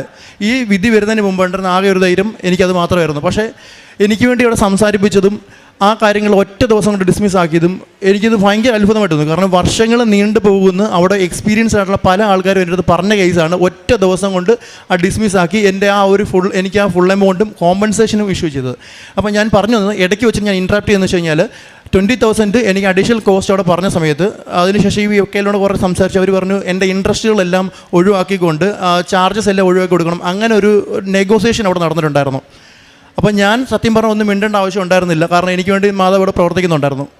അത് അവർ കൺവിൻസ് ചെയ്തൊരു 15 രൂപയിലേക്ക് അഡീഷണൽ കോമ്പൻസേഷൻ പറഞ്ഞു. പിന്നീട് ഇങ്ങനെ ആലോചിച്ചിരുന്നപ്പം ഞാൻ ഒരു അബദ്ധം കാണിച്ചു. ഞാൻ സംസാരിച്ചു, എനിക്കിതുപോലെ എക്സ്പെൻസും കാര്യങ്ങളൊക്കെ വന്നിട്ടുണ്ടായിരുന്നു, അപ്പോൾ അധികം കുറയ്ക്കല്ലേ എന്നൊരു രീതിയിൽ ഞാനൊരു മണ്ടത്തരം കാണിച്ചു. ഞങ്ങൾ സംസാരിച്ചു. അതിൻ്റെ ബേസിസിൽ അത് വീണ്ടും എമൗണ്ട് കുറഞ്ഞു. അതായത് അങ്ങനെ സംസാരിച്ചതിൻ്റെ പേരിൽ 15 എന്നുള്ളത് 10 ആയി. പിന്നെ ഞാൻ എന്തോ പറയാമെന്ന് പിന്നെ അത് 7.5 ആക്കും എന്നൊക്കെ പറഞ്ഞാൽ മിണ്ടിയില്ല. പിന്നീട് എനിക്ക് മനസ്സിലായി ഞാനത് സംസാരിക്കും തോറും ബുദ്ധിമുട്ടാവുള്ളൂ. കാരണം ദൈവം ഇടപെട്ട ഒരു കാര്യത്തിൽ എനിക്കൊന്നും ചെയ്യാനില്ല, പ്രാർത്ഥിക്കുക മാത്രമേ ചെയ്യാനുള്ളൂ. ഞാനത് വിട്ടു. അപ്പം അഡീഷണൽ വന്ന കോസ്റ്റ് അവിടെ എനിക്ക് 5,000 ആയിരുന്നു ഉണ്ടായിരുന്നത്. പക്ഷേ എങ്കിൽ എൻ്റെ അതുവരെയുള്ള ഫുൾ 10% ഇൻട്രസ്റ്റ് കോസ്റ്റ് എല്ലാം ചേർത്ത് എനിക്ക് 2,25,000 രൂപ ചിലവായാലും 3 ലക്ഷം രൂപയോളം എനിക്ക് കോമ്പൻസേഷൻ ഉൾപ്പെടെ എനിക്ക് അവിടുന്ന് വിധി കിട്ടി. ഞാൻ അതുമായിട്ട് മടങ്ങി. ഞാൻ വളരെ എനിക്ക് എന്ത് ചെയ്യണമെന്ന് അറിയില്ല. കാരണം ഡിസ്ട്രിക്റ്റിൽ തന്നെ ഇത്രയും മാസങ്ങൾ നടന്ന കേസ് സ്റ്റേറ്റിലേക്ക് വരുമ്പോൾ വർഷങ്ങൾ പോകുമെന്നുള്ള ചിന്തയിലാണ് ഞാൻ വന്നത്. എനിക്ക് ഒറ്റ ദിവസം കൊണ്ട് ഒരു ബുദ്ധിമുട്ടും ഇല്ലാതെ മാതാവ് എനിക്ക് എൻ്റെ ഫുൾ എമൗണ്ട് എനിക്ക് തിരിച്ചു തന്നിട്ടുണ്ടായിരുന്നു. അപ്പോൾ എനിക്കത് പറയാൻ അതിനുശേഷം ഞാൻ ഭയങ്കര ഒരു കോൺഫിഡൻ്റാണ്. എനിക്ക് എന്ത് കാര്യത്തിനും അതിനുശേഷം എനിക്കൊരു ജോലിയുടെ കാര്യത്തിന് വേണ്ടിയിട്ട് ഞാൻ ഇതുവരെ പോയി 3 തരത്തിൽ ഇൻ്റർവ്യൂസ് ഉണ്ടായിരുന്നു. ഇതെങ്ങനെ പാസ്സാവുമെന്ന് എനിക്കറിയാം. ഞാൻ ആഗ്രഹിച്ചതാണ് ഇതിനടുത്ത് ജോലിക്ക് കയറണം എന്നുള്ള കാര്യത്തിൽ. ആദ്യത്തെ തരത്തിൽ പാസ്സായപ്പോൾ ഞാൻ ഇതുപോലെ തന്നെ പിന്നെ എണ്ണയും ഉപ്പുമായിട്ടാണ് പോയത്. രണ്ടാമത്തെ തലത്തിലേക്ക് കുറച്ച് ടഫാണ്. അപ്പം അത് പാസ്സാവുന്നുള്ള എനിക്ക് ഗ്യാരണ്ടിയുള്ള കാര്യമൊന്നുമില്ല. അതുപോലെ ഞാൻ ഇതുപോലെ തന്നെ സാക്ഷ്യവും കണ്ടുകൊണ്ട് ഈ ഉടമ്പടി തൈലുമായിട്ടാണ് പോയത്. എന്നെ നല്ല കംഫോർട്ടാക്കിക്കൊണ്ടാണ് എൻ്റെ അടുത്ത് ഇൻ്റർവ്യൂ ചോദിച്ച കാര്യങ്ങളും സംസാരിച്ച കാര്യങ്ങളും ഒരു ബുദ്ധിമുട്ടും ഇല്ലാതെ എനിക്ക് ആ ഇൻ്റർവ്യൂ പാസ്സാൻ പറ്റി. പിന്നെ 3rd സ്റ്റേജ് സ്റ്റേറ്റ് ലെവലിലുള്ളൊരു പിന്നെ ഇൻ്റർവ്യൂ ആയിരുന്നു. ആ ഇൻ്റർവ്യൂവിന് എനിക്ക് പോകാൻ പറ്റി. അവിടെയും ഇതുപോലെ തന്നെ കുറേ എനിക്ക് പേടിയുണ്ടായിരുന്നു. പക്ഷേ അകത്ത് പോയി സംസാരിച്ച് കഴിഞ്ഞപ്പോൾ എന്നെ കംഫോർട്ടായിക്കൊണ്ട് എനിക്ക് ആ ജോലി അത്ഭുതം എന്നുള്ള രീതിയിൽ എനിക്ക് കിട്ടിയിട്ടുണ്ടായിരുന്നു. ജോലിയിൽ കയറിയ സമയത്ത് പിന്നെയും ബുദ്ധിമുട്ടുകളുണ്ടാവും. കാരണം ട്രെയിനിങ് കഴിഞ്ഞ് എനിക്ക് ലൊക്കേഷൻ തരുന്ന സമയത്ത് അവിടെ വളരെ ഡൗൺ ആയിട്ടിരിക്കുന്ന സിറ്റുവേഷനാണ്. അത് എങ്ങനെയെങ്കിലും അപ്പ് ചെയ്യണം എന്നുള്ളതാണ് എൻ്റെ അടുത്ത് പറഞ്ഞിരുന്നത്. എന്നിലൊരു കോൺഫിഡൻറ്റ് അവർ ട്രെയിനിങ് കഴിഞ്ഞപ്പോൾ തന്നെ ഉണ്ടായിരുന്നു. കൊണ്ടുവരുന്നൊരു ഉണ്ടെന്നൊക്കെ എന്നോട് പറഞ്ഞായിരുന്നു. ഞാൻ ദൈവത്തിന് പ്രാർത്ഥിക്കുന്ന എന്നോട് അവർ വിശ്വാസം തന്നിട്ടുണ്ട്. എനിക്ക് അങ്ങയുടെ വിശ്വാസമുള്ളത്. എനിക്ക് എന്തെങ്കിലും ചെയ്യാൻ പറ്റുമെന്നുണ്ടെങ്കിൽ അത് ചെയ്ത് കാണിച്ചു കൊടുക്കണമെന്ന് പറഞ്ഞു. ഫസ്റ്റ് മാസം തന്നെ എനിക്ക് നവംബർ 24 തന്നെ ഞാൻ ചാർജ് എടുക്കുന്നത്. 6 ദിവസം കൊണ്ട് തന്നെ 3 ടൈംസ് ബെറ്ററായിട്ട് പെർഫോമൻസ് എനിക്കിവിടെ കൊണ്ടുവരാൻ പറ്റിയിട്ടുണ്ടായിരുന്നു. അതുപോലെ തന്നെ നെക്സ്റ്റ് മന്തിലേക്ക് എനിക്ക് 36th പൊസിഷനിൽ നിന്ന് എൻ്റെ ആ ഒരു ലൊക്കേഷൻ എനിക്ക് 9th പൊസിഷനിലേക്ക് കൊണ്ടുവരാൻ പറ്റിയിട്ടുണ്ടായിരുന്നു. അത് വളരെ രീതിയിൽ ഹൈലൈറ്റ് ആവുകയും പിന്നെ അത് ഓരോരുത്തരും എന്നെ അപ്രിസിയേറ്റ് ചെയ്തിട്ടുണ്ടായിരുന്നു കമ്പനിയിൽ തന്നെ. അപ്പോൾ ഇതൊക്കെ എൻ്റെ ബുദ്ധിമുട്ടല്ല, തടസ്സങ്ങളും ബുദ്ധിമുട്ടും ഉണ്ടാകുന്ന സമയത്ത് ഞാൻ എല്ലാ ദിവസവും അതുപോലെ തന്നെ പ്രാർത്ഥനയുടെ കാര്യം പറയുകയാണെങ്കിൽ എനിക്ക് ദൈവവിശ്വാസം ഉണ്ടെങ്കിലും രാവിലെയും വൈകിട്ടുള്ള പ്രാർത്ഥനയോ കാര്യങ്ങളൊന്നും എനിക്ക് പണ്ടുണ്ടായിരുന്നില്ല. ഈ ഉടമ്പടിയിലേക്ക് വന്നതിന് 30 വയസ്സുണ്ട്. ഇതിനിടയ്ക്ക് ഈ ഉടമ്പടിയിലേക്ക് വന്നതിന് ശേഷം മാത്രമാണ് ഞാൻ ദിവസവും രാത്രിയിലും അതുപോലെ രാവിലെയും പ്രാർത്ഥിക്കാൻ തുടങ്ങിയത്. അതിൻ്റേതായ അനുഭവങ്ങളെന്ന് പറയുമ്പം എവിടെ എന്ത് ബുദ്ധിമുട്ടുണ്ടെങ്കിലും എനിക്ക് ഒരിടത്തും അധികം തടസ്സപ്പെടേണ്ടി വന്നിട്ടില്ല. എൻ്റെ പ്രശ്നങ്ങളെല്ലാം എനിക്ക് പരിഹരിച്ച് അവിടെ കിട്ടിയിട്ടുണ്ട്. ഞാൻ ഇതിന് മുമ്പ് ഒരു സാക്ഷ്യമോ അല്ലെങ്കിൽ മറ്റൊരു കാര്യത്തിലോ ഞാനിങ്ങനെ സംസാരിച്ചിട്ടുമില്ല, പറഞ്ഞിട്ടുമില്ല. ഫസ്റ്റ് ടൈം എൻ്റെ ജീവിതത്തിൽ ഞാൻ ഇതുപോലെ ഒരു സാക്ഷ്യം പറയാൻ എനിക്ക് അറിയില്ല. ഇങ്ങനെ ഒരു സിറ്റുവേഷൻ എനിക്ക് ഉണ്ടാകുമെന്ന് പോയി ഞാൻ മുമ്പ് ചിന്തിച്ചിട്ട് പോലും ഉണ്ടായിരുന്നില്ല. അപ്പോൾ എനിക്കിത് എൻ്റെ മാതാവിനോടും എൻ്റെ ഈശോയോടും എങ്ങനെ നന്ദി പറയണമെന്ന് എനിക്കറിയത്തില്ല. ഒത്തിരി നന്ദിയുണ്ട് എൻ്റെ ഈശോയോടും. പിന്നെ വേറൊരു കാര്യം എന്ന് വെച്ചാൽ ഇത് പറയാൻ കാരണം, നമുക്ക് ദൈവം എന്തെങ്കിലും അനുഗ്രഹം തന്നിട്ടുണ്ടെങ്കിൽ ആ ഒരു അനുഗ്രഹം പുറത്ത് പറയാതിരിക്കുകയാണെങ്കിൽ അതൊരു വലിയ കള്ളത്തരമായിട്ടാണ് എനിക്ക് ഫീൽ ചെയ്തിട്ടുള്ളത്. കാരണം എൻ്റെ ഈ അനുഭവം എന്നെപ്പോലെ പല ആൾക്കാർ അനുഭവങ്ങളോട് പറയാറുണ്ട്. ആരുടെയെങ്കിലും ജീവിതത്തിൽ അത് എപ്പോഴെങ്കിലും അവർക്കും ഇതുപോലെ നല്ല അനുഭവം ഉണ്ടാവും എന്നുള്ള ചിന്തയിൽ ദൈവത്തെ വിശ്വസിക്കുകയും അതുപോലെ ഈ കാരുണ്യ പ്രവർത്തികൾ ചെയ്യുകയാണെങ്കിൽ അവരുടെ ജീവിതത്തിൽ ഒരു ഉയർച്ചയുണ്ടാവും. എൻ്റെ ഒരു സാക്ഷ്യം കേട്ട് ആർക്കെങ്കിലും അങ്ങനെ ഒരു മാറ്റം ഉണ്ടാവുകയാണെന്നുണ്ടെങ്കിൽ അതിൽ ഞാനും കൃതാർത്ഥനാണ്. എൻ്റെ മാതാവിനും എൻ്റെ ഈശോയ്ക്കും ഞാൻ കോടാനുകൂടി നന്ദി പറയുന്നു. പ്രേക്ഷിത പ്രവർത്തനമായിട്ട് കൃപാസനം പത്രം ഞങ്ങൾ രണ്ടുപേരോട് ഒരുമിച്ച് പോയാണ് കൊണ്ടു കൊടുക്കുന്നത്. അത് ബസ് സ്റ്റാൻഡിലും അതുപോലെ ഓട്ടോ സ്റ്റാൻഡിലും പള്ളി പ്രദേശങ്ങളിലൊക്കെയാണ് ഞങ്ങൾ കൊണ്ടുപോയി കൊടുക്കാറുള്ളത്.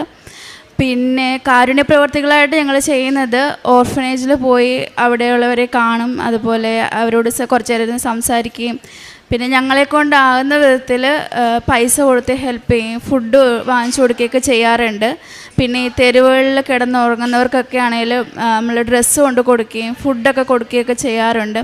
ആത്മീയമായിട്ട് ഞങ്ങളുടെ ജീവിതത്തിൽ വന്ന വളർച്ച എന്ന് വെച്ചാൽ, ഉടമ്പടി എടുക്കുന്നതിന് മുന്നേ ഞങ്ങൾക്ക് എല്ലാ ദിവസവും കുടുംബ പ്രാർത്ഥനയോ അതുപോലെ നേരത്തെ പള്ളിയിൽ പോവുക അങ്ങനത്തെ ഒന്നും ഇല്ലായിരുന്നു. പക്ഷെ ഉടമ്പടിയിൽ വന്നതിന് ശേഷം ഞങ്ങൾ എല്ലാ ദിവസവും മുടങ്ങാതെ കുടുംബ പ്രാർത്ഥന ചെയ്യാറുണ്ട്, അതുപോലെ തന്നെ പള്ളിയിൽ മുടങ്ങാതെ പോവാറുണ്ട്. ഇത്രയും ചെയ്തു തന്നെ എൻ്റെ അമ്മ മാതാവിനും ഈശോയ്ക്കും കോടാനുകൂടി നന്ദി പറയുന്നു. ജോബിൻ്റെ പുസ്തകത്തിൽ നിന്ന് 8-ാം അധ്യായം 5-ാം തിരുവചനം, നീ ദൈവത്തെ അന്വേഷിക്കുകയും സർവശക്തനോട് കേണപേക്ഷിക്കുകയും ചെയ്താൽ നീ നിർമ്മലനും നീതിനിഷ്ഠനുമാണെങ്കിൽ അവിടുന്ന് നിശ്ചയമായും നിനക്ക് വേണ്ടി ഉണർന്നെഴുന്നേൽക്കും. സുബി, റിജു എന്ന ഈ ദമ്പതികൾ ഇവിടെ വന്ന് അവരുടെ പ്രത്യക്ഷീകരണ സാക്ഷ്യം ഏറ്റുപറയുന്നത് ഒരു വലിയ സങ്കടത്തിൽ നിന്ന്, ഒരു വലിയ പ്രതികൂല സാഹചര്യങ്ങളിൽ നിന്ന്, ജയിലിൽ അടയ്ക്കപ്പെടേണ്ട ഒരു വലിയ സാഹചര്യത്തിൽ നിന്ന് പരിശുദ്ധ അമ്മയുടെ മാധ്യസ്ഥം വഴി റിജു എന്ന സഹോദരൻ വളരെ ആത്മാർത്ഥമായി പരിശുദ്ധ അമ്മയോട് മാധ്യസ്ഥം അപേക്ഷിച്ചതിൻ്റെ ഫലമായി ദൈവം അവരുടെ ഭാഗത്തു നിന്ന് വാദിച്ചു എന്ന് സാക്ഷ്യപ്പെടുത്താനാണ്. റിജു ഒരു റെപ്യൂട്ടഡ് ബാങ്കിൻ്റെ ക്രെഡിറ്റ് കാർഡ് ബാങ്ക് റിലേഷൻഷിപ്പ് മാനേജറാണ്. അത്രയും വലിയ ഉത്തരവാദിത്വമുള്ള ഒരു വ്യക്തിക്ക് ഒരു കോർട്ട് കേസ് നേരിടേണ്ടി വന്നപ്പോൾ അദ്ദേഹത്തിന് വക്കീലില്ലായിരുന്നു. എൻ്റെ ദൈവം തന്നെയാണ്, എൻ്റെ പരിശുദ്ധ അമ്മയാണ് എനിക്ക് വേണ്ടി വാദിക്കാനുള്ളത് എന്ന് പറഞ്ഞുള്ള ഒരു വലിയ ഉത്തമമായ ഉത്തരവാദിത്വത്തോടും ഉത്തമമായ ധൈര്യത്തോടു കൂടിയാണ് അദ്ദേഹം കോർട്ടിലേക്കും പ്രതിക്കൂട്ടിലേക്കും കയറിയത്. ഒരുപാട് അലിഗേഷൻസ് അയാളുടെ പേരിൽ വന്നെങ്കിലും അതിലൊന്നും പതറാതെ അവസാനത്തെ മിനിറ്റിൽ പോലും വളരെ പ്രശസ്തനായൊരു വക്കീൽ വന്ന് ഒപ്പോണൻ്റ് പാർട്ടിക്ക് വേണ്ടി വാദിക്കുമ്പോഴും അദ്ദേഹത്തിന് മനസ്സിലായത് ഞാൻ കൈവിട്ടു പോയി, പക്ഷേ പരിശുദ്ധ അമ്മ എന്നെ എനിക്ക് വേണ്ടി വാദിക്കുമെന്നുള്ള ഒരു വലിയ നിലപാടിൽ അദ്ദേഹത്തിന് ഉറച്ചു നിൽക്കാൻ സാധിച്ചു. ദൈവം ഞാൻ ആരാണെന്നാണ് നിങ്ങൾ പറയുന്നതെന്ന് ചോദിക്കുമ്പോൾ നാം ഏറ്റുപറയുന്ന ഉത്തരത്തിലാണ് ഈശോ നമുക്ക് മാർക്ക് തരുന്നതെന്ന് റിജുക്ക് മനസ്സിലായി. റിജു പറയുന്നുണ്ട്, നീ പത്രോസ് പറഞ്ഞതുപോലെ നീ ജീവനുള്ള ദൈവത്തിൻ്റെ പുത്രനായ ക്രിസ്തുവാണ് എന്ന് ഏറ്റുപറയുന്ന ഓരോ നിമിഷവും നമ്മുടെ റാങ്ക് കൂടിക്കൊണ്ടിരിക്കുകയാണെന്ന് റിജുവിനും കുടുംബത്തിനും മനസ്സിലായി. നമുക്കറിയാം, യോഹന്നാൻ്റെ സുവിശേഷം 2-ാം അധ്യായത്തിൽ പറയുന്നത് പോലെ അവൻ പ്രാതൽ കഴിഞ്ഞപ്പോൾ ഇവരെക്കാൾ കൂടുതലായി നീ എന്നെ സ്നേഹിക്കുന്നുവോ ശിമയോനെ എന്ന് ചോദിക്കുന്നുണ്ട് പത്രോസിനോട്. നമുക്ക് ഓരോ ഉത്തരത്തിലും നമുക്ക് പറയേണ്ടത്, ഉപകർത്താവേ അങ്ങേ സ്നേഹിക്കുന്നുവെന്ന് എനിക്കറിയാമല്ലോ. അങ്ങനെ സ്നേഹത്തിൻ്റെ മാറ്റുരച്ച് നോക്കുന്ന വിശ്വസ്തതയുടെ ഒരു വലിയ സാക്ഷ്യമാണ് ഈ രണ്ട് മക്കളും ഇവിടെ ഹസ്ബൻഡും വൈഫും ഇവിടെ ഏറ്റു പറയുന്നത്. അദ്ദേഹത്തിൻ്റെ ആയുധങ്ങൾ അല്ലെങ്കിൽ അദ്ദേഹത്തിനെ ഡോക്യുമെൻ്റായി കൊണ്ടുപോകാനായിട്ട് ഒന്നുമില്ല. കാരണം അദ്ദേഹത്തിനുണ്ടായിരുന്നത് ഇവിടെ നിന്ന് ലഭിച്ച വിശുദ്ധ തൈലവും നേർച്ച വസ്തുക്കളും ഉപ്പും മാത്രമായിരുന്നു. ആ കാശുരൂപം അദ്ദേഹത്തിൻ്റെ കയ്യിലിരുന്ന് അദ്ദേഹത്തിന് വേണ്ടി സംസാരിക്കുകയും ഒരു ജഡ്ജിൻ്റെ പുറകിൽ പരിശുദ്ധ അമ്മ തന്നെ പ്രത്യക്ഷപ്പെട്ടുകൊണ്ട് അദ്ദേഹത്തിന് സാമീപ്യം നൽകി അനുഗ്രഹിക്കുകയും അദ്ദേഹത്തിന് ഒരു നല്ല ജോലിയിൽ വളരെ റെപ്യൂട്ടഡ് ആയിട്ടുള്ള ഒരു പൊസിഷൻ ലഭിക്കുകയും അദ്ദേഹത്തിനെ വളരെ ദൈവം ഉയർത്തുകയും ചെയ്തു എന്നാണ് ഈ സാക്ഷ്യത്തിൻ്റെ രത്നചുരുക്കം. ഇത് കൃത്യമായി നോട്ട് ബൈ മെറിറ്റ്, എൻ്റെ കൈവിട്ടുപോയി എന്നാണ് അദ്ദേഹം പറഞ്ഞത്. Not by merit but by ഗ്രേസിൽ തൻ്റെ ജീവിത ഭാരത്തെ ലഘൂകരിച്ച് ടൈം ഷോർട്ടനിങ്ങിൽ പരിശുദ്ധ അമ്മ ഇവർക്ക് വേണ്ടി മാധ്യസ്ഥം വഹിച്ച ഒരു വലിയ സാക്ഷ്യത്തിനെ നമുക്ക് നന്ദി പറയാം. അതുപോലെ തന്നെ ജയിലിൽ കഴിയുന്ന കോർട്ട് കേസുകളിൽ ഒരുപാട് അലഞ്ഞുകൊണ്ടിരിക്കുന്ന സങ്കടപ്പെടുന്ന എല്ലാ മക്കളുടെയും